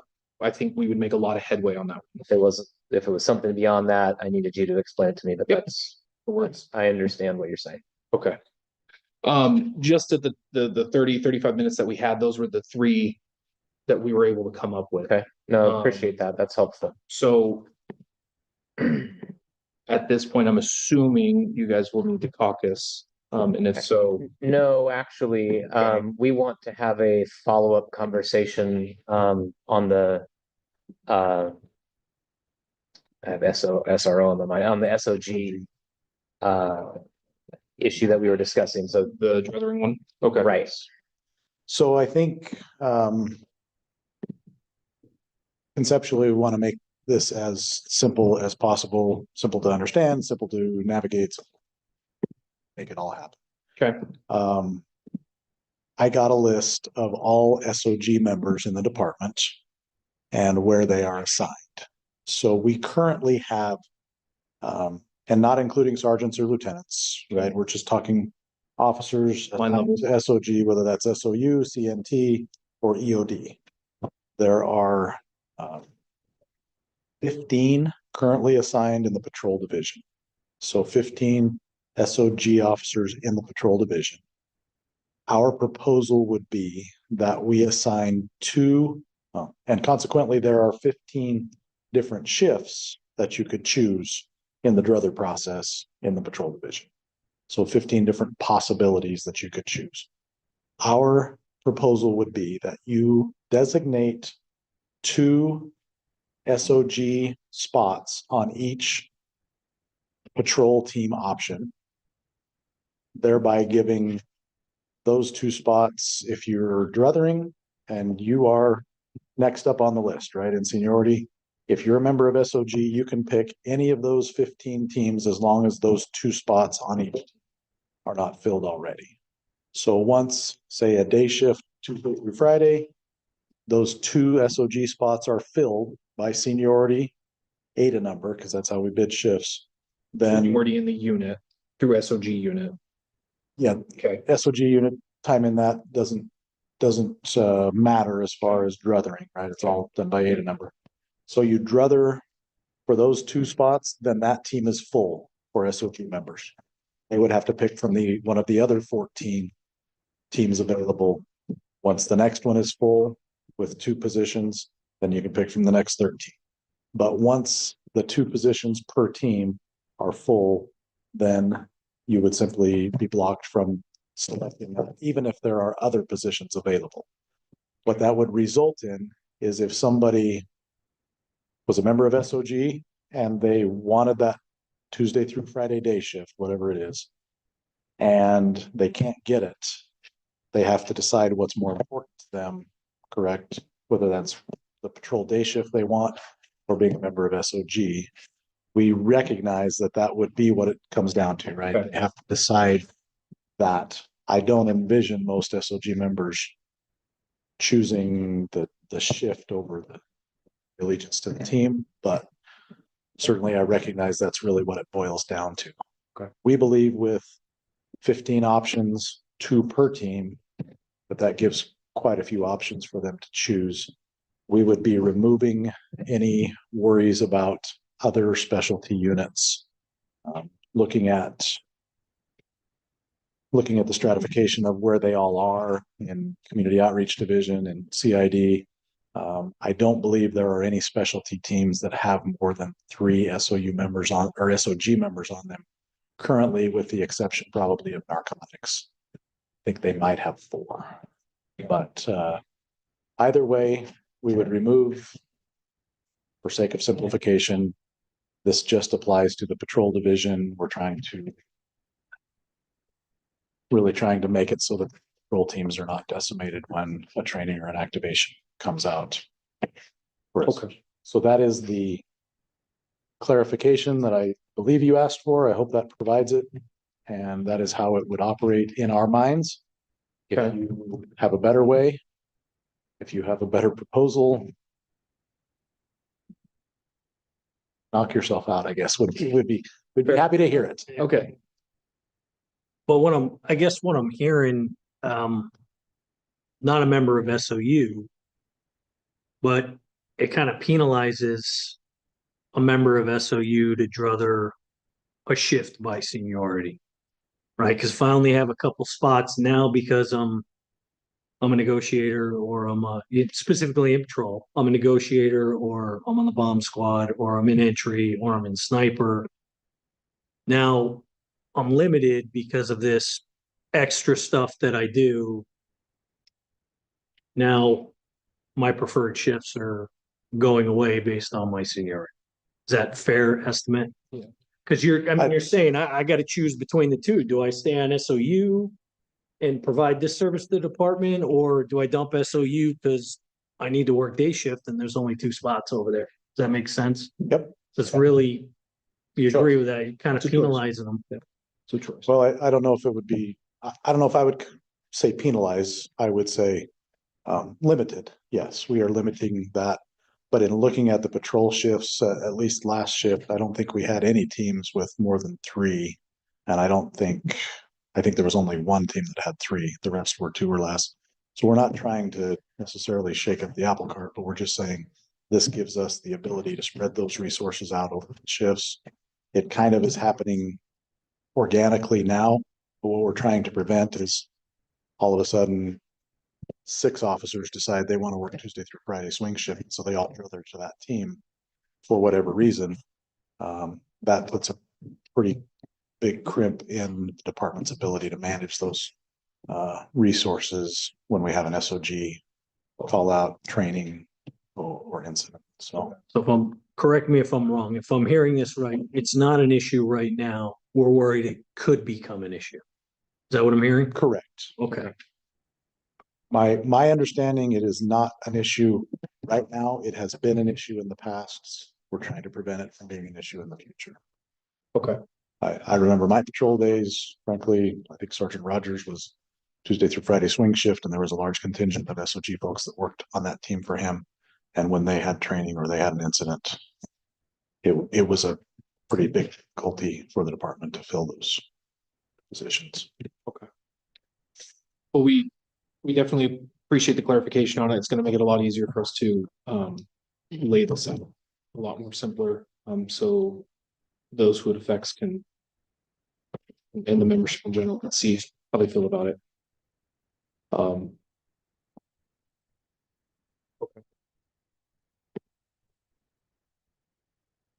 So with that, I think caucus probably makes sense at this point. Appreciate again the identification of some of those areas where there's some room to move, and I'd like to have some time to focus on those, see what we can do, prepare something to bring back that addresses some of those issues. So let's plan to do that. We definitely appreciate that. We would just ask that the city keep in mind as we push for middle ground here that you would keep our top priority in mind as well, that of base wages. So I appreciate that. Yep, understood. 30 minutes. Yeah, If it's more than that. let's start with 30. Till Mhm. tomorrow. Yeah. Okay, 30. 3:30 if not, call it. Okay. Appreciate it. Thank you. Thank you.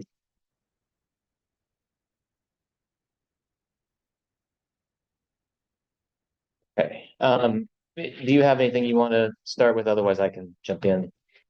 Nope. All right, so we took a look at the training article and appreciate the movement on some of the items there. We would be willing to agree to strike, but not limited to, if that would make it agreeable to the union, and if that's the case, we can draft it up and TA it when we come back tomorrow. Okay. Yeah, we can definitely, we appreciate the movement on that. Was that acceptable from the union standpoint? Is that a TA if we strike that I language? thought we were doing package deals going back and forth. Am I wrong? I'm just talking about this article. I mean, did you intend that as a package? What the expectation? So they had given you a package offer this morning. In your court to come back with the counter, but you asked them to go show where they're willing to move a bit, and so they just gave some ideas of where they're willing to move, but it's in your court to give another counter package. Well, You're not welcome to include that. No, not necessarily. I mean, the package that was presented rejected all other proposals. That's where we So, stand. right. So what I'm telling you is we're willing to strike that language if that's acceptable to the union and TA it. And I think what we're trying to understand is that, are you trying to pull that one out by itself, or we're adjusting that as back in the whole package? I'm just trying to make some progress here. And so, and I understood that's what you were doing too. And so if I misunderstood, where you were going with that when you. No, yeah, I think for conversation. we're on the same page. I think it was just a. I mean, is there a hesitation to agreeing to it if it's agreeable? I mean, I guess I'm confused. Well, that's fine. That's what we're trying to clarify. Confused, Todd. So, I mean, you're expecting the union to make moves where you're not willing to also meet in the middle. And so I think that was sort of the expectation, is that they were giving a suggestion of like how they might move a bit if you have a package move as well. So I don't have a package move right now. Or a proposal, like, are you gonna counter because right now you have a proposal on your side.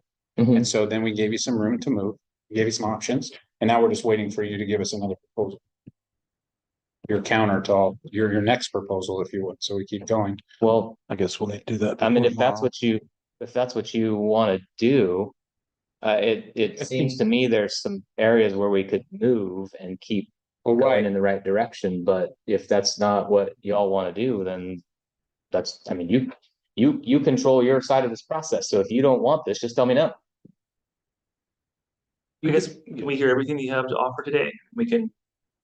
We're not really doing TA one at a time, is what we're saying. We want to see some of the other, I mean, we had pay for one at the top of our chart. We need to hear where you guys are on pay and where we are on that stuff too. Okay. There were several things, and then obviously we're trying, like, we were expecting a proposal, whether it be a package or one at a time, that's fine, but we need proposals. I'm sorry, I just heard you don't want them one at a time, you want a package, but you will take them one at a time. Well, we use the word package because that's what we were talking about earlier. I guess what we're saying is we're not gonna just verbally TA it. We would rather have a package, a counter proposal, so we can start with that. Hear everything you have to offer today before we commit to anything. So that'll Well, probably have to be if that's the case, then we're done for the day. Okay. all right. Fair enough. Okay.